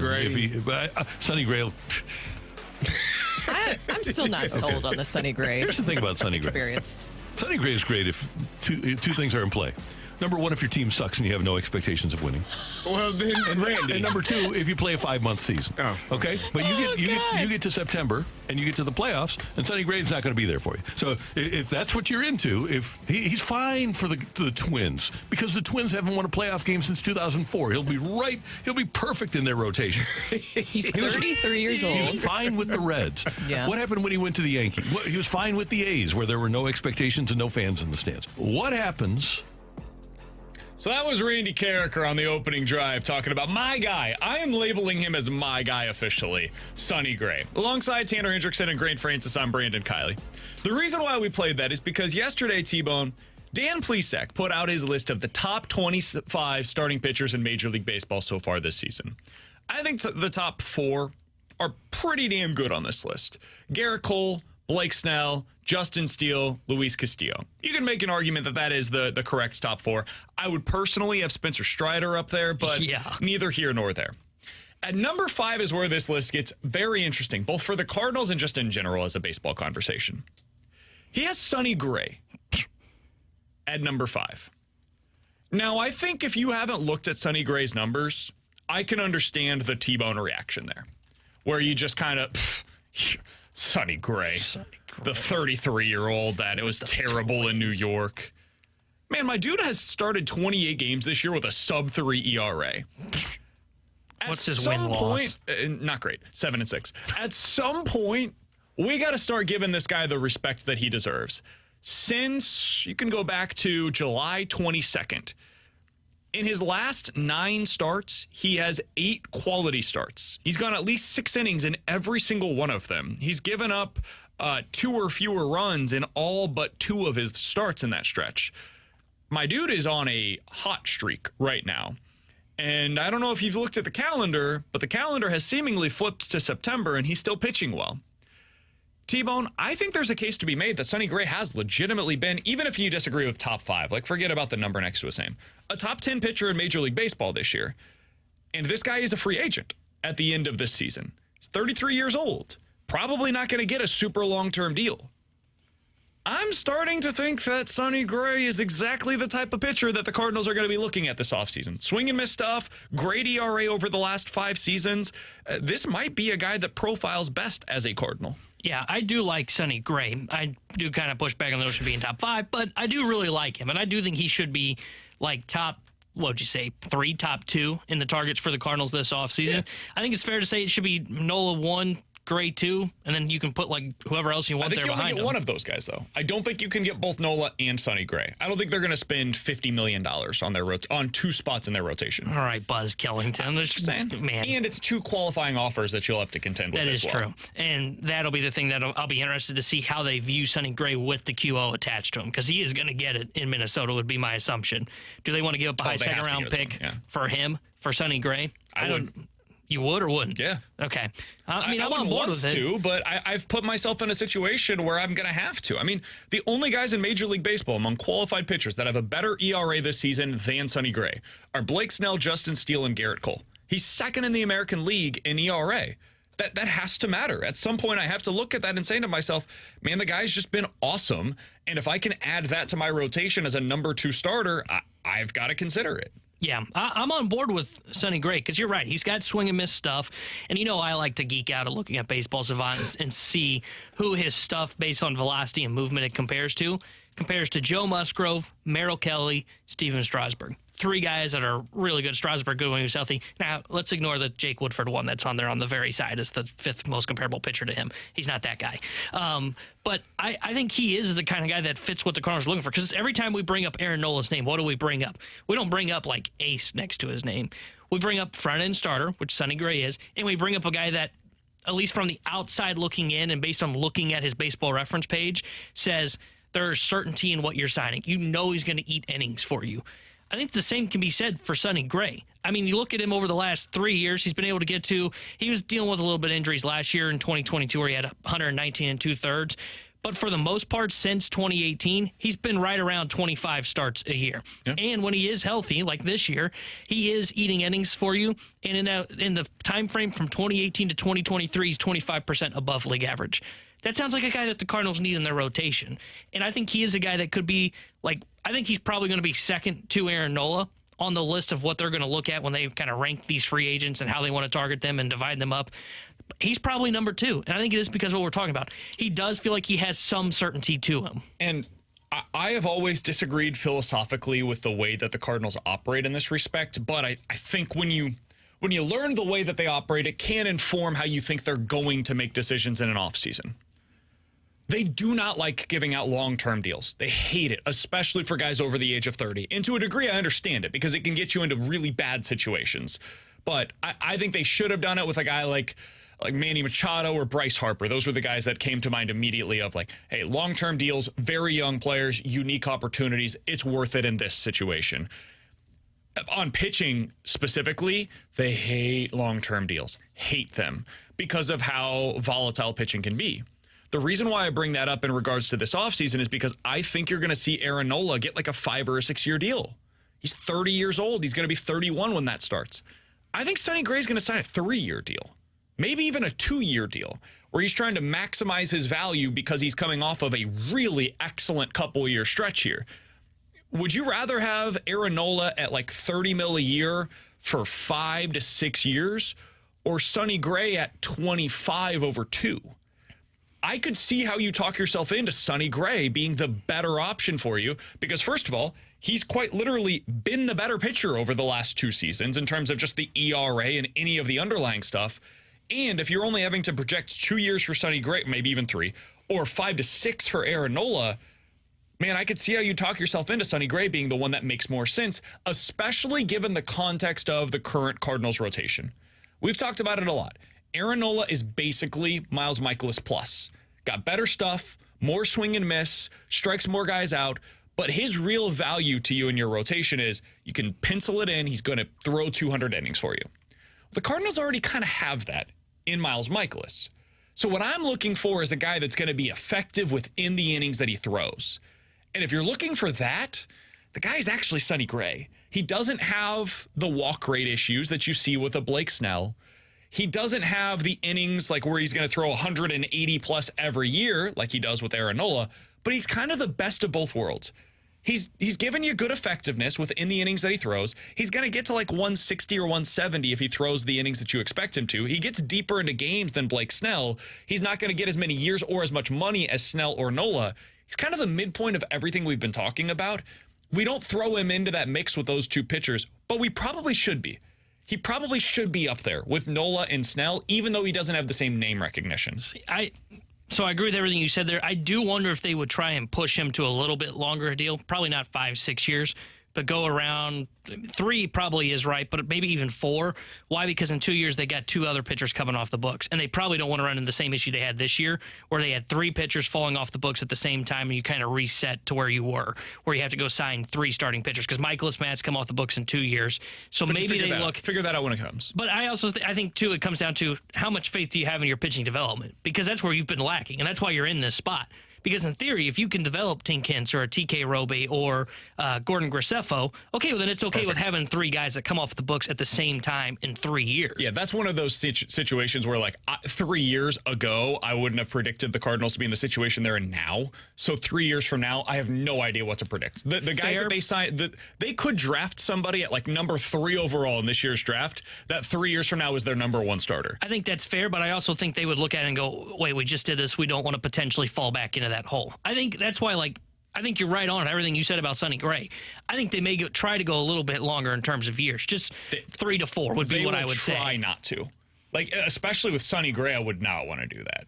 Like, if you could avoid the term, that's what you want to do with any of these guys. I'd be more willing to give him more money up front as opposed to giving out the years to Sonny Gray or any other pitcher, frankly. But I would go the opposite route on that. I don't think it's about we need to make sure that we have this ready to go in 3 years. I think they'll say we need to make sure we have somebody better than Sonny Gray at the age of 38 ready to go in 3 or 4 years. Not this version of Sonny Gray, but that version of Sonny Gray. So the reason why I wanted to bring up Dan Plesac's list is because it stunk. T-Bone hates the fact that Spencer Strider is at number 10 on this, which is totally reasonable. Your side, not Dan Plesac's side. But I also find it really interesting that he's got Sonny Gray at number 5 over George Kirby, some of the Mariners pitchers that we've talked about. He's got Jordan Montgomery at number 16 on this list, and he does not have Aaron on this list at all in the top 25.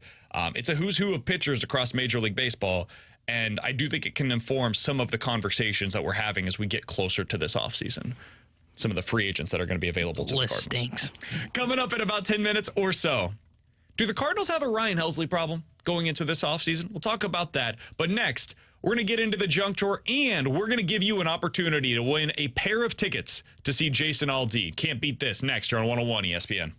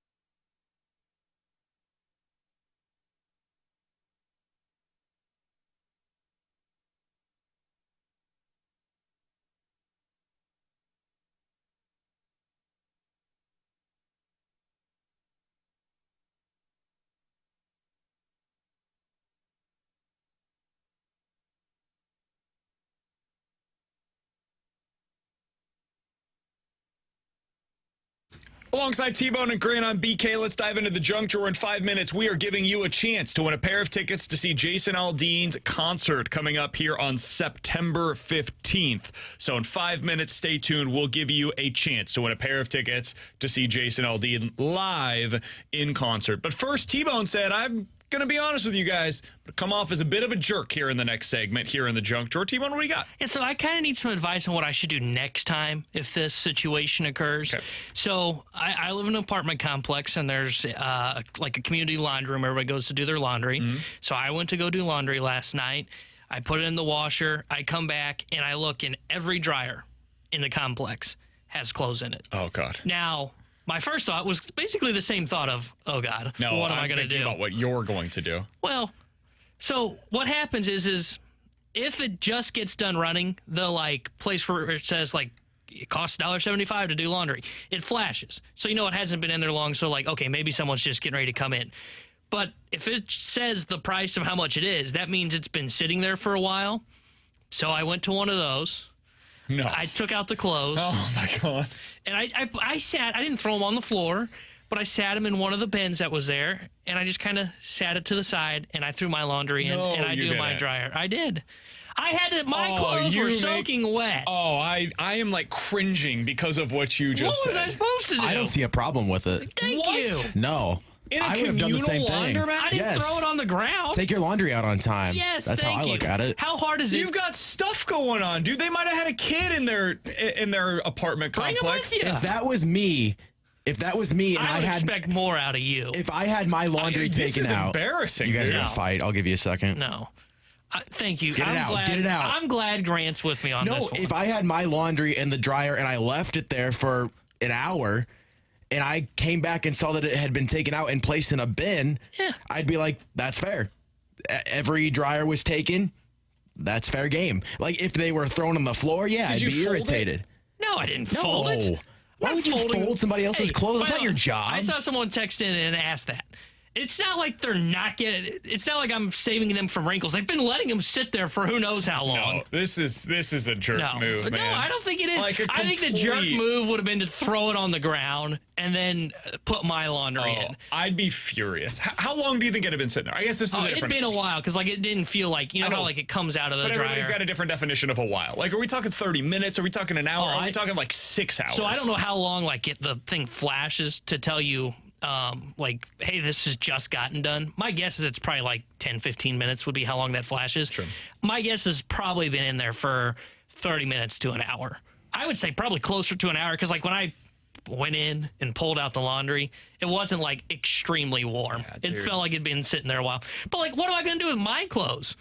You wait. No. This is part of what it is to have a communal laundromat. The part is you do your part and you set a timer on your phone and you come get the clothes. Totally agree. I'm not in the wrong. Sometimes stuff comes up.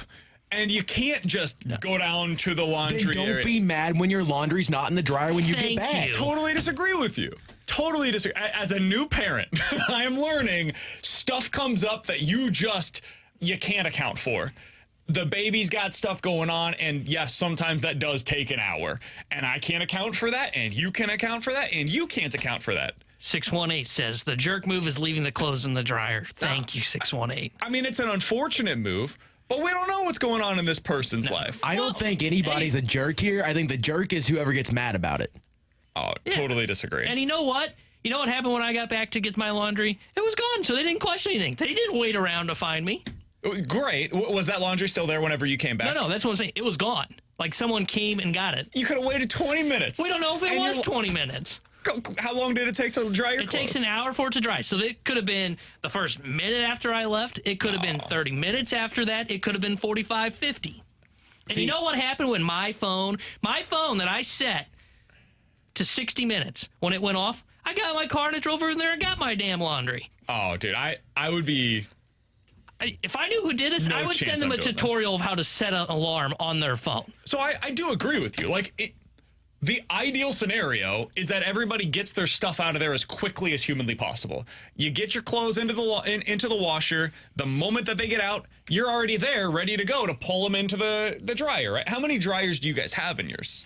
Gosh, there's got 30, I think. There were 30 dryers that were used? That's right. Yeah. Wow. Yeah. Were they all this person's clothes? No. Did they have 30 loads of laundry that were going on? No. But like a lot, because the washers are kind of small, a lot of people, like I see it happen, and I'll admit I'm guilty of this. Sure. We'll do like 2 loads instead of doing one because it's so of small. course, that's no problem. So like I can understand that. So this probably could have been like 15 people. But come get your stuff on time, man. That's all I ask. I would That's never all touch I anybody ask. else's clothes. That's not my stuff. I just went in. I just left quickly. Again, I did think about it. I was like, okay, do I do this or do I not? And I ultimately was like, I need to get this done because I'm busy the rest of the week. I don't have time to do laundry, and I don't have room to dry everything at my apartment and hang it up across the place. So I'm just gonna go in. I'm gonna be nice. There was an open like wheel thing that you can put your clothes in and wheel it over to the folding table.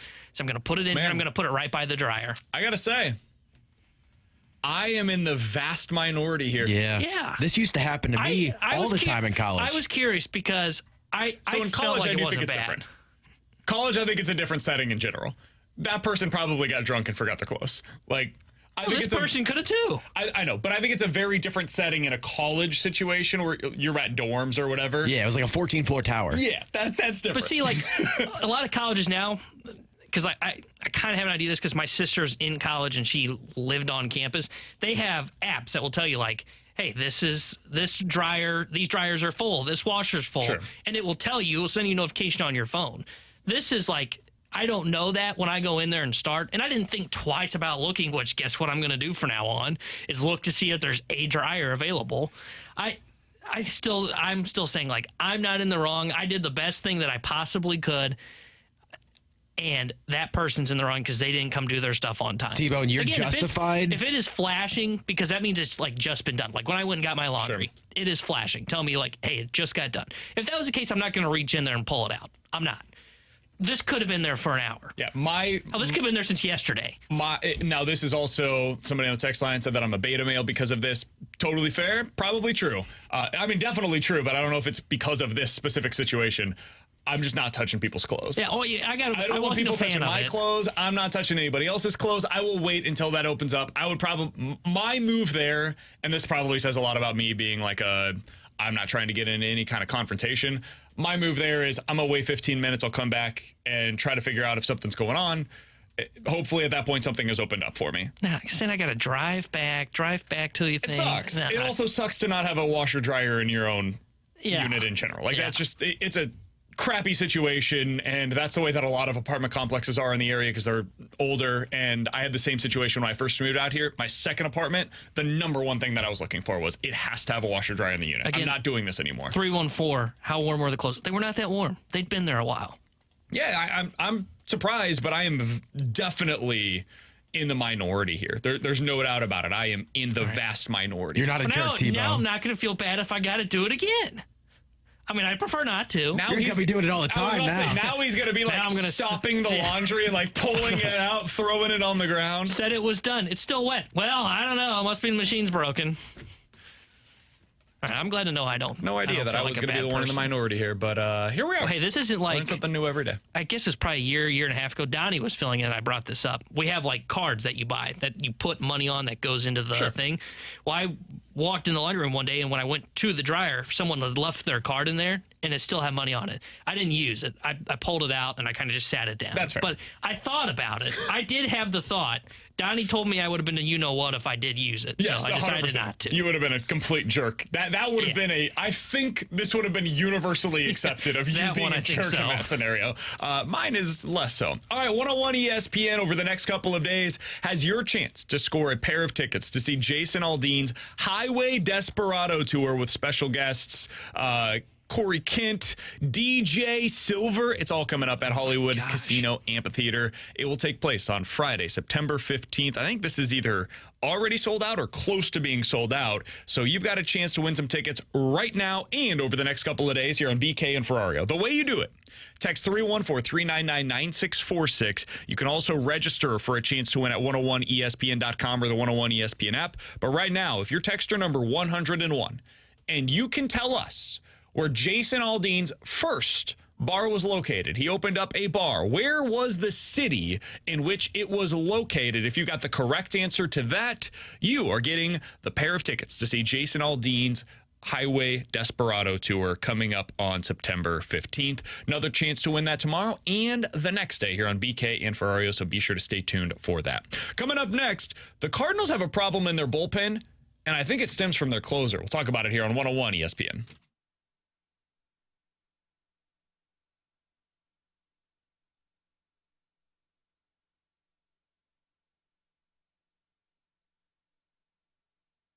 Hey, it's BK. So you had a solid retirement plan. You sell your home, you bank that equity, you downsize, and you travel all over. But then inflation hit, and now it's got you wondering if all that hard-earned equity is still going to be there.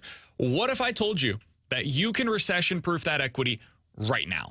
That's what you can do with Truehold.com. They'll buy your home for its best current value before any kind of a recession can erode it, and you get to bank all the cash now while you continue living in your home for as long as you'd like. Plus, Truehold will cover all the property taxes, the insurance, repairs, and maintenance too.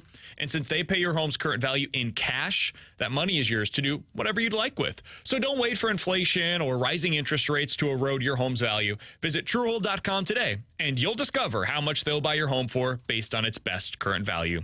Call 1-855-300-9993, or you can visit them at Truehold.com to find out the smarter and faster way to cash out on your home's full value without having to move. That's 1-855-300-9993, or you can visit them at Truehold.com.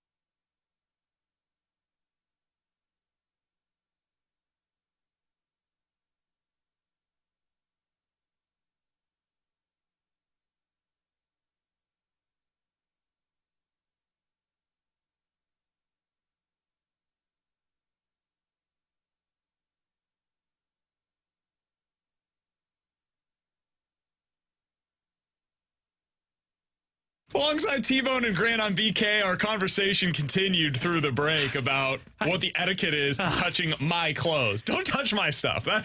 I feel like this is not a totally difficult a guy stance. that leaves it overtime in the dryer. You know what? I am actually starting to think about it, and I'm like, maybe I'm that guy. And You are that guy. Maybe I'm the problem here. It's all starting to come together. I'm the guy that leaves my clothes in the laundry for an hour, and you got to figure out what to do around me. All right, speaking of working around somebody, that's what the Cardinals are having to do right now with Ryan Helsley. I don't know what the plan is moving forward with the former closer, now sometimes closer, sometimes not available, Ryan Helsley. I think there's a chance, T-Bone, that he is for the Cardinals, now to a lesser degree, what we saw Josh Hader become for the Brewers. And what I mean by that is, while an overwhelmingly great talent, you have to piece everything around that player to fit what they need. So Hader basically told the Brewers, listen, I'm not going back-to-back. I'm certainly not going 3 in a row. 2 out of 3 is a little tough, and I'm always getting a clean inning, and I'm only closing out games for you. And so that was the role. And he was excellent within that role. But when you have one player that has to be utilized a specific way, now you've got to be able to backfill everything else around what that player needs and does.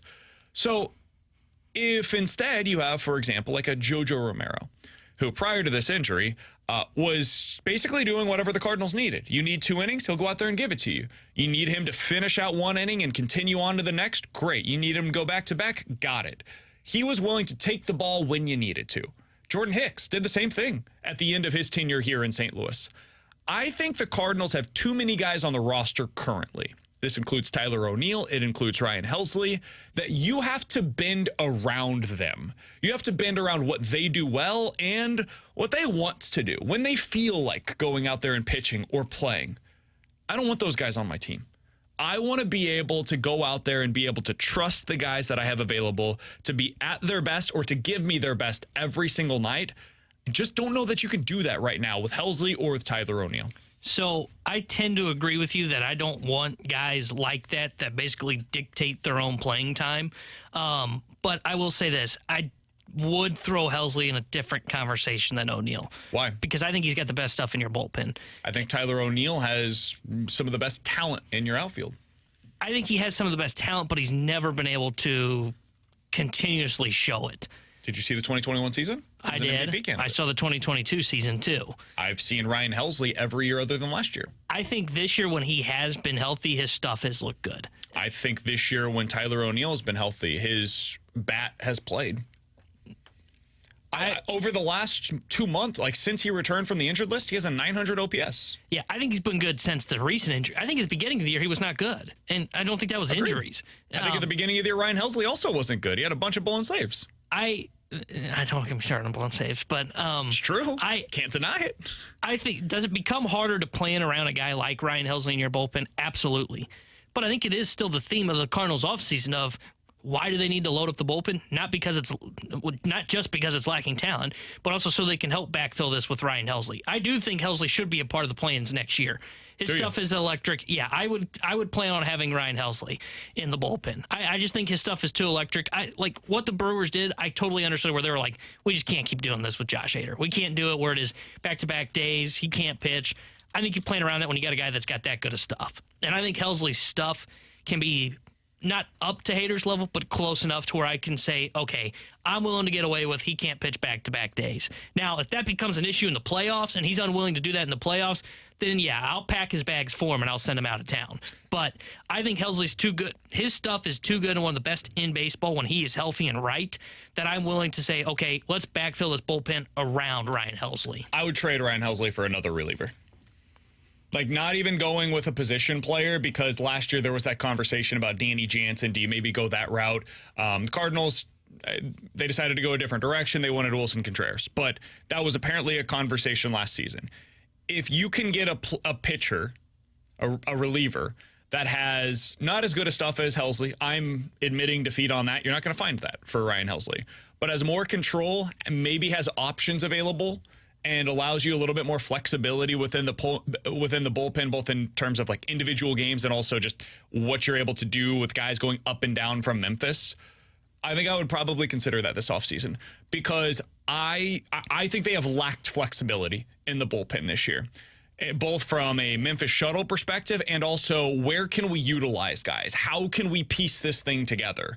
And I think Helsley has been a big part of that. I don't know how anybody can be confident that Ryan Helsley will be healthy next year. I mean, my guess would be he misses a month due to injury at some point next season. And I have no idea what his effectiveness will be when he is healthy next year. And I don't know what the situation's going to be in terms of playing him in back-to-back games. Right now, they can't. Ollie came out yesterday and said, hey, listen, it's not going to be scripted, because I'm not doing that, because one thing that Helsley needs to be better at is being ready whenever. But yeah, we're not going to do back-to-back. It's just going to be high leverage innings, and we'll see kind of where this thing goes. I don't want to have to deal with that again next year. I'm beyond that. There's only 2 years left of club control for Ryan Helsley. If you're going to trade him, this is the offseason when you probably have to do it. And so for me, you're not just giving him away for scraps. I'm not with Helsley where I am with O'Neill, where I would even be okay with non-tendering O'Neill. But I am to a place where I'd be more than comfortable trading him for a solid reliever who is worse than Helsley, but with more control. See, I don't know if I would trade Helsley for another bullpen arm. Can I get a starter for him? Like a number 4? What would you be willing to listen to on a starter? Like, if I'm trading Helsley, I'm not shooting for just another bullpen arm. I would just rather have Helsley in the bullpen. Then I would just rather have Ryan Helsley. If they did the position player one, that one is interesting. I just don't know where you would go to look for that this year. They have too many position players. Exactly. So to me, it just comes down to, okay, do I want Ryan Helsley, that though I probably got to plan around, not available back-to-backs, and is going to be out a month, or would I rather have just some other reliever that's got control? I think I'd rather have Helsley because he's got some of the best stuff in baseball when he's right. And I know that it is annoying, and trust me, I get irritated by hearing players complaining like O'Neill that his knee's hurt and he can't be in the lineup, and seeing the stuff with Ryan Helsley to where they've got to do all this game planning around him. I'm willing to do it, though, because I think he can be the guy that's at the back end of that bullpen that can be the shutdown reliever that you really need in a playoff series. And it just comes down to they've got to do a better job of filling in around him. And that's the part that I would say is you just need to do a better job of that, and then Helsley's not as much of a conversation piece. 314-399-9646 is the Air Comfort Service text line from the 618. Guys, how would you be getting better in the bullpen if you decide to move on from Ryan Helsley? It's a fair question. I would say this. I'm going out to the market. And T-Bone gave us a bunch of names a couple of weeks ago now on who you could go out there and try to target. Guys that aren't going to cost you a ton of money, but you can go to market and try to bring one of those guys in. I'd bring 1 or 2 of those guys in. And I would be trading Ryan Helsley. I don't have a specific name for you because, let's be honest, most relievers in Major League Baseball are nameless and faceless. And 3 years from now, you forget about them, that they ever existed. But go get one of those guys that profiles kind of like a Chris Stratton plus. Going to take the ball for you a lot. Going to be effective in the opportunities that he's given. He probably fits into the 6th and 7th inning for you into that mix. That's the kind of thing that I'd be looking for. Younger guy, got options available to him, making no money at all. Ryan Helsley's probably going to make about $3 million next year, maybe a little bit more than that. And I would just repurpose that money. The Ryan Helsley money plus Tyler O'Neill, it's about $8-9 million. I would just use that on a reliever. Hell, I might even use that on Jordan Hicks. And I could go out there, get Jordan Hicks, bring him back for the money that I'm saving from Helsley and O'Neill. And instead of having a couple of guys that I can't trust to go out there regularly, I've got Hicks who I know is going to take the ball regularly for me. So that would be the route that I would try to go instead. I just don't know if you can even find 2 relievers, because if you're doing that, saving, what was that, like 10 mil, I think we were at there.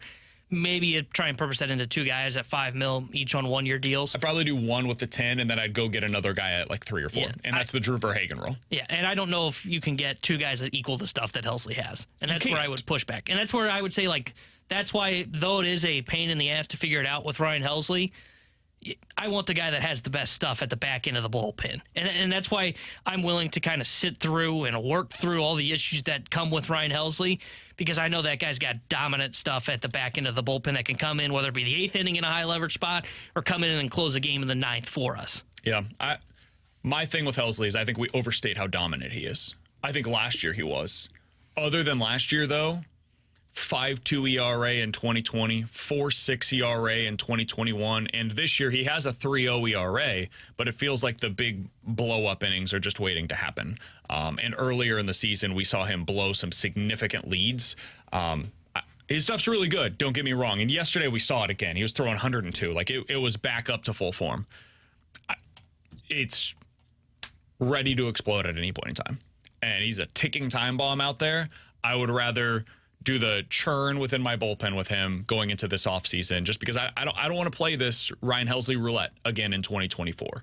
I would be looking for a little bit more certainty out of the bullpen. And I acknowledge this dude might end up being the best closer in baseball again next year. That is absolutely in the realm of possible. It's also possibly throws 20 innings. And so I want to get off of that. They're going to be great 28. I want to get out of that roulette game, and I'm going to go find somebody that I'm a little bit more confident is going to be able to take the ball 65 times for me next year. You're going to get 20 great innings, and you're going to like it. That's T-Bone. He's Grant. I'm BK. Coming up next, 314-399-9646 is the Air Comfort Service X line for Bet It or Forget It here on 101 ESPN.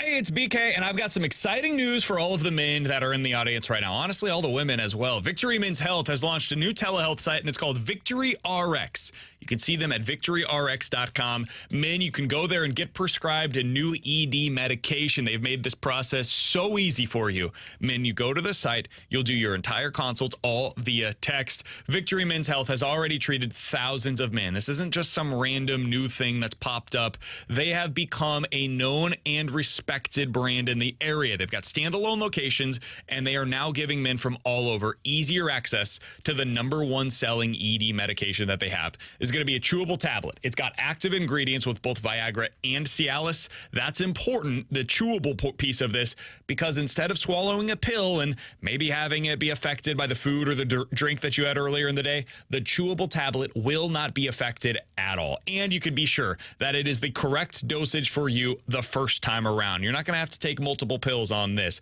Go to victoryrx.com. That's victoryrx.com. Play hard.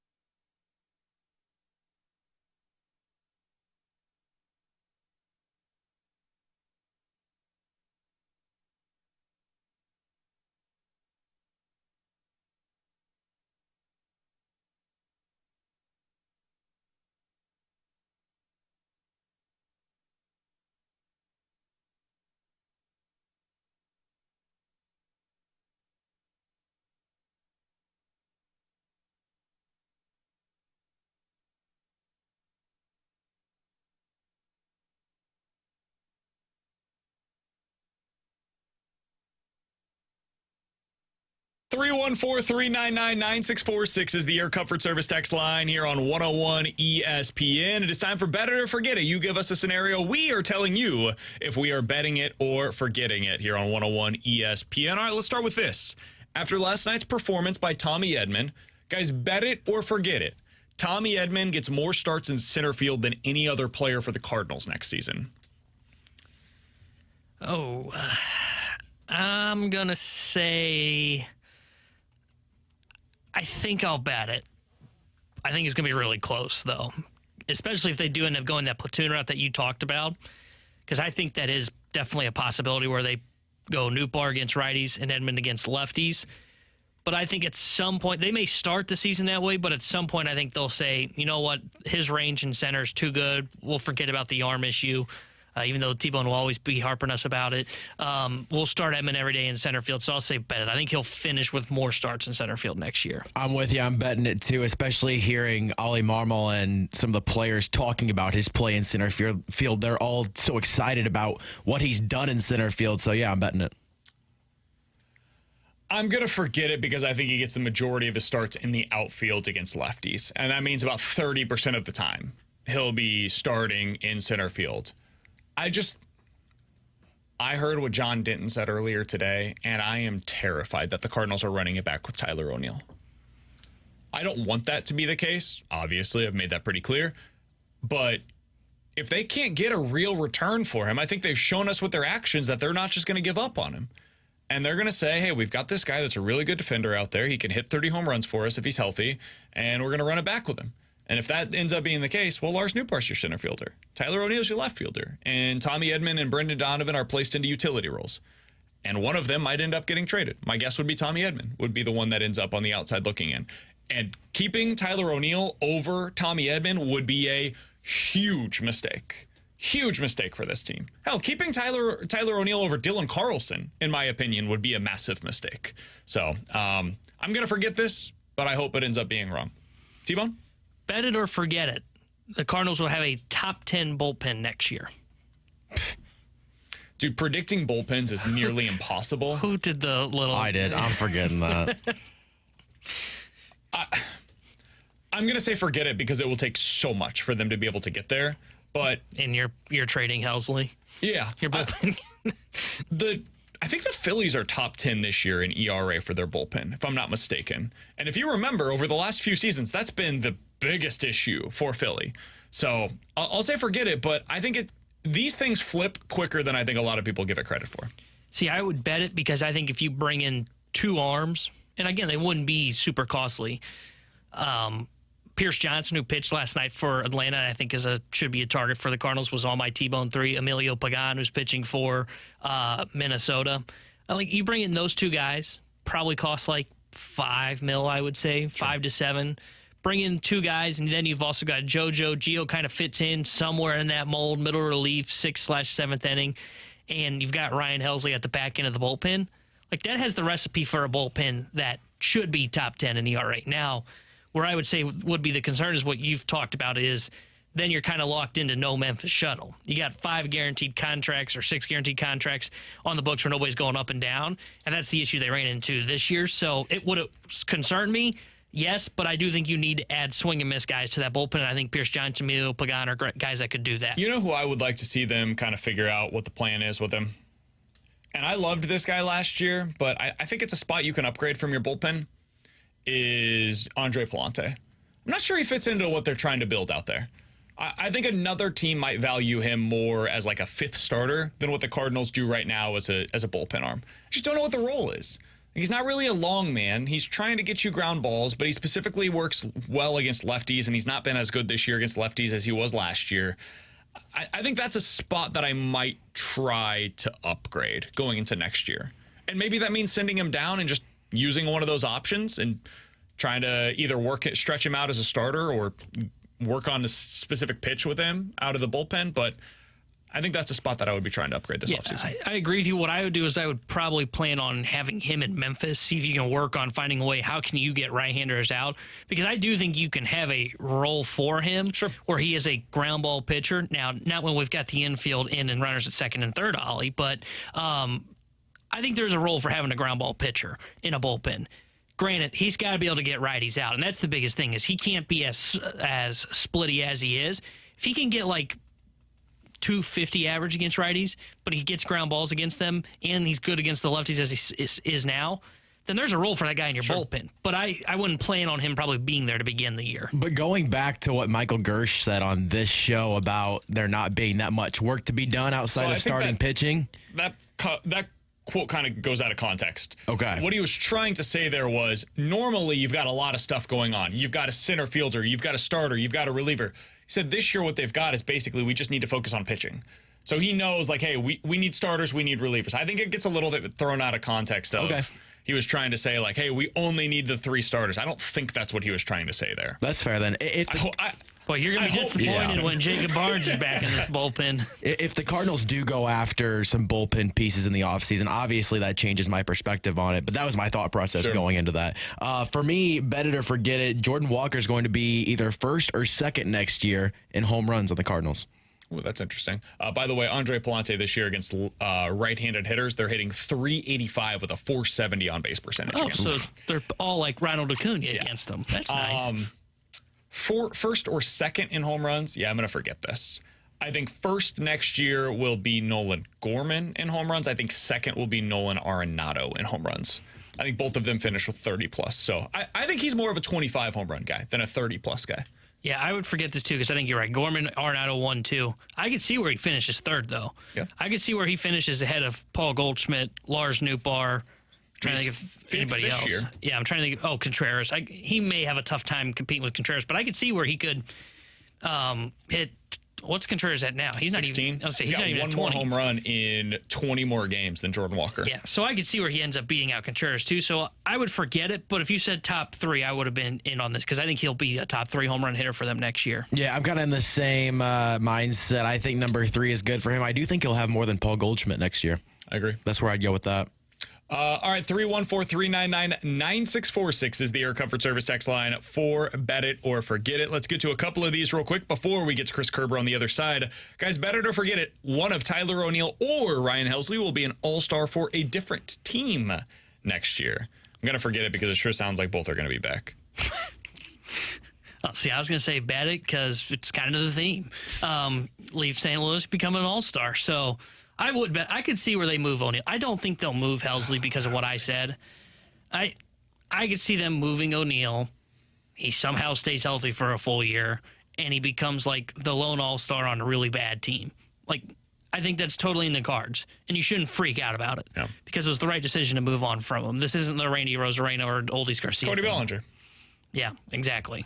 I think I would forget this one. I think Ryan Helsley will be here, and I don't think Tyler O'Neill will get back to all-star level on a different team. From the 618, better to forget it, at least one of the 3 catchers that the Cardinals have are moved this winter. Are you guys surprised that they haven't called up, by the way, Ivan Herrera? I thought that was going to be a September 1st call-up. I assumed that when I got back from Tennessee, they would have him on the roster. By the way, now that you mentioned that, is Lucan Baker on the roster? I remember he was a big, I don't think talking point. Remember Mo said his name after the trade deadline. Yep. I'm not necessarily surprised because Kisner's been playing really well to where I think they were just like, how are we going to balance? We struggled balancing 5 outfielders for 3 spots. How are we going to balance 3 catchers for 1 spot? Lucan Baker is on the roster. Okay, I thought he was, but I wasn't 100% sure. Genuinely had no idea. When did the last time he play? I'll have to look it up. Because I remember Mo mentioned his name after the trade deadline, and I couldn't remember if he was on the roster or not. Lucan Baker's last at-bat came on August 30th. It's been a while. It's been about a week. I'll bet this, though. I think they're going to trade one of the catchers. I think if they're trading for a starter, one of those catchers in Kisner or Herrera is going to be a part of that deal and will be viewed as, part of the focal point of that deal because Kisner, Carson Kelly, basically, of the Goldie team. Yeah, because Kisner looks like a everyday catcher right now. And any team that has any question mark around catchers should be willing to bring in the captain. And then Ivan Herrera, I know it's been small sample size, but you saw marginal improvement from last year. Better framing, better blocker, and the bat translated fairly well in the small sample size that he had while he's up here, and he's been known as an offensive first catcher. So I would bet this. I think one of Kisner or Herrera is traded this offseason. You know who should trade for Kisner is Miami. Yeah. Or Herrera, either way. That's a team that I would be keeping an eye on. They've got Jacob Stallings as their starting catcher, and he's exclusively there to be a good defensive-minded guy. Really good behind the plate, calls a good game, frames well. That's his entire role, and that's what you're trying to bring in with Andrew Kisner as well. I'm gonna bet this. I think that they will trade one of the three. I'd bet it too, and I find it kind of frustrating too because I thought Jamie made a really good point yesterday on the fast lane that I agreed with in that the purpose of the rest of this season is to find out what you have. Why would you not have Ivan Herrera up here? Because Andrew Kisner, you know what he is. Yeah. He's a really solid backup catcher for you, and at times he overtakes Wilson Contreras in his catching ability. But if there's one catcher that you don't know exactly what you have, you just find that he's got a really good upside, it's Ivan Herrera, and you're not finding out what he is yet. I don't understand that part. Welcome to the Cardinals logic. Yeah. Coming up next, we're going to talk a little bit about the Blues with Chris Kerber, the voice of the Blues, here on 101 ESPN.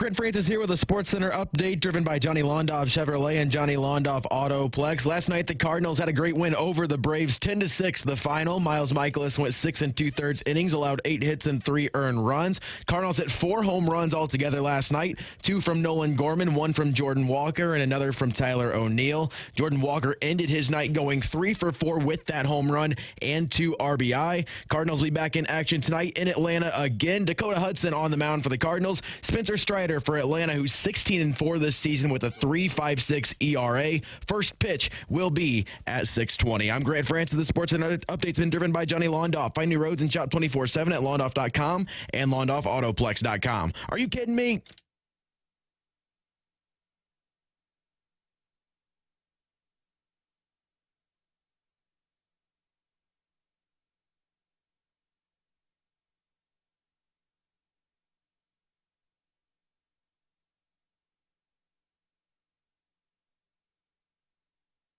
Hey, pencil it into your calendar right now, September 22nd. That's a Friday night. You can come out to meet all of us and some Blues out of Blues and Brews. 101 ESPN and Bud Light partnering up at Anheuser-Busch Brewery so we can all get fired up for the Blues season at the Outdoor Street Party. Features live music plus appearances by Blues players, alumni, food trucks, Blues merch, 101 ESPN giveaways, and so much more. If you want to check it out, visit 101ESPN.com for event details, and you can purchase your tickets for Blues and Brews coming up on Friday night, September 22nd.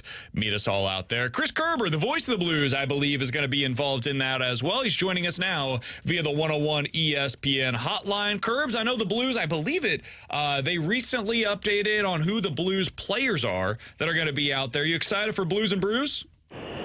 Yeah, this is going to be a fun event. It's kind of the way our old icebreaker event has morphed into the kickoff to the preseason and the regular season, and this one's going to be a blast.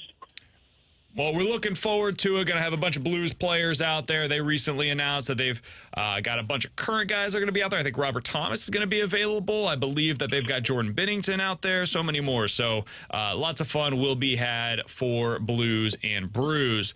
All right, Kerbs, let's get into this team. We talked yesterday with Jeremy Rutherford, and he had a great piece over the weekend. I don't know if you saw it, on Colton Parayko and where he's at mentally and physically going into this season. We talked with JR about the pairing that he's going to have going into this season. In an ideal world, what do you think the pairing partner is for Colton Parayko? Well, I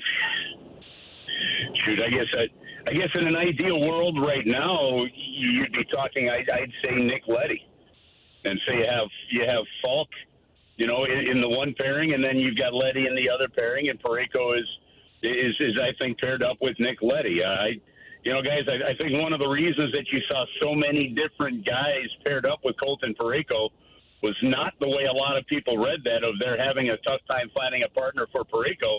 It's Parayko's good enough that they put anybody with him, and he was making other players better. And that's so. But all the way around, those top four are going to have to end up being a lot better anyway. So I think it shifts out where, in all likelihood, you see Nick Leddy with him. Kerbs, when I look at the Blues and I look at kind of the landscape of the Western Conference, I think they're kind of muddled together right now with like Nashville, Winnipeg, Calgary, all these teams that are going to be vying probably for a wild card spot. Is the top four the thing that will separate the Blues from those teams in that kind of muddled group that can get them over the top and back into the playoff picture? You know what, Tanner? Yes. I mean, I guess the simple answer would be yes. But for me, like the way this division is set up, I'm not sure that I think, I think, for example, Nashville got better, right? The way they did it. I like the way the team was built. I like the coaching hire. I like everything about what they did. Okay. I just think the competition is once again going to prove to be really stiff in the Central Division. For me, the key for any kind of rebound to the playoffs for the St. Louis Blues, it's going to be the start of the season. If you get through the month of October 500 or better, you've done it right for this team. Because in the end, I think that this team's going to have to they're going to have to somehow, by the midway point of the season, find themselves 5 to 7 games over 500. Okay, because if you figure you could play the two halves at 5 to 7 games over 500, that puts you to 10 to 14 over at the end of the year.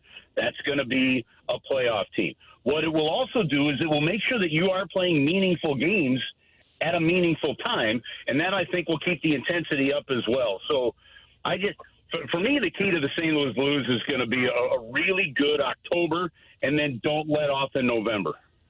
Chris Kerber is the voice of the Blues. He's joining us here on 101 ESPN. Kerbs, over on The Athletic, they put out a bunch of projections, and one thing that they ended up doing was a projection for a lot of different players on how many points they will get this season.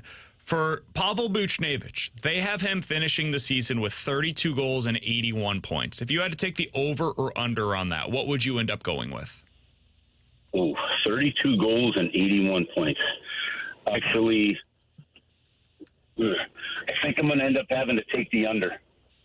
But I like those totals. I think Pavel Buchnevich, especially with a couple of the guys that have been lost, I think Pavel Buchnevich definitely can be a 30-goal scorer in the league. To be a point-a-game player, you have to really go with your teammates really well. Like that's a big teammate type stat, right? So will we see the kind of jump we need to see in those others? I really hope we do see it, but that's asking a lot. For me, I'd like to see 25 goals and 70 to 75 points from Pavel Buchnevich, and I think you're having a great year. For Jakub Vrana, they had his goal total set at 27. Would you take the over or under on Jakub Vrana at 27? I'm going to take the under. Because, guys, does he have the ability? Sure. But, again, where's his role going to be? And we don't know yet whether that's a top 6 or top 9. And there's a big difference in those two roles, right? Whether it be the quality of the opponent that you're playing against, if you're in the top 6, could be the quality of the player you're playing with. Do the Blues have a centerman on the third line, to help him get to 25 goals if he is in that role? I don't know about that. Geez, that's another one. Would we love to see it? Hell yeah. But if you get a 20-goal season out of him, you're going to be happy. Closer to 30 would be spectacular. But I don't know his role yet. So if I'm betting with my head, I'm betting a little under. Taking the overs on both of those. Curbs, we appreciate the time as always, my man. We'll talk with you again next week, and we're getting excited about the start of the Blue season. All right, guys. Have an awesome weekend. Talk to you next week. Same to you. That's Chris Kerber, voice of the Blues, joining us here as he does each and every Wednesday on BK and Ferrario. Coming up next, we're going to hit the rewind here on 101 ESPN.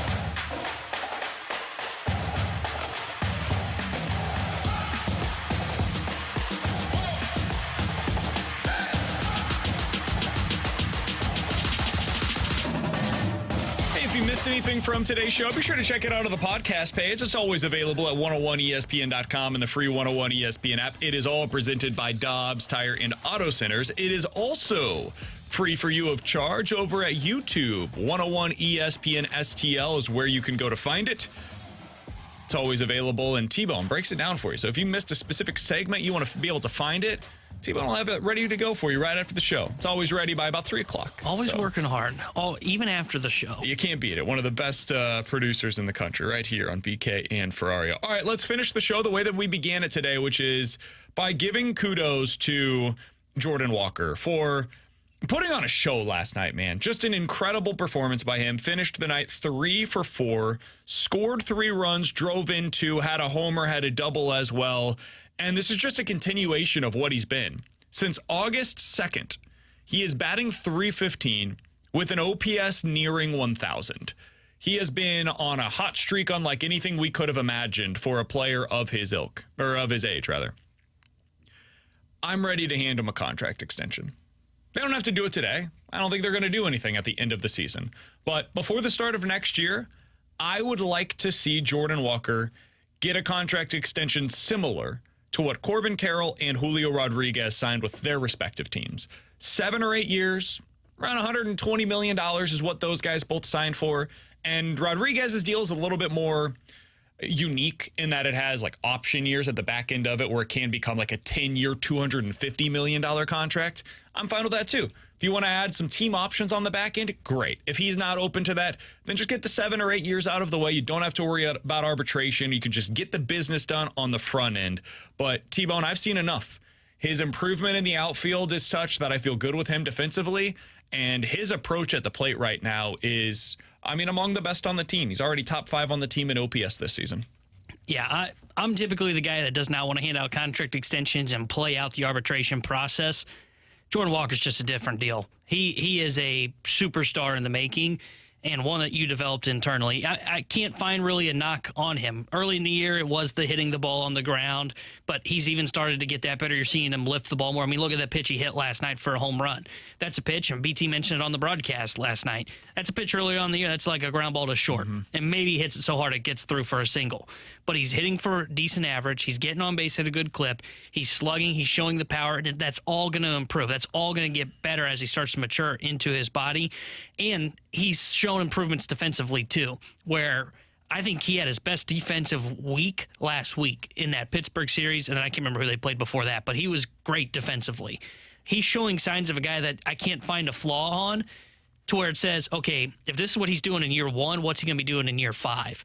I think he's a superstar in the making. So this is the one guy that I would say I'm willing to give him the contract extension this offseason. And I think you're right. Right around that Corbin Carroll, Julio Rodriguez deal is what the Cardinals should be trying to explore. Would you consider one with Lars Nootbaar? It won't be the same. It won't be to the same degree as an extension for Jordan Walker, because Walker's 21 years old. He's got, like you said, 5-tool talent. Nootbaar might be something that's closer to like a 5-year extension. But would you consider doing one with Noot? I would not do one with Noot yet. Would you consider one with Nolan Gorman? No.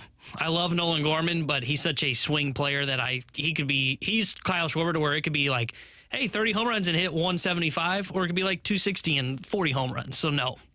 I would definitely do one this offseason with Jordan Walker. That one's a no-doubter for me. And I would be open to one with Lars Nootbaar. I would be open to the idea of it because I think that on-base percentage is real. And if he starts hitting for more power, now you're talking about a guy that's going to get absolutely paid on the free agent market. We just saw last offseason the best comp for him is Brandon Nimmo. And he is a healthier version of Brandon Nimmo. At least you hope that he will be. He's 26 years old right now. He has been a 350 plus on base percentage, and he has yet to hit his stride in terms of the prime of his major league career. So if he can become that guy, I'm open to it with Noot.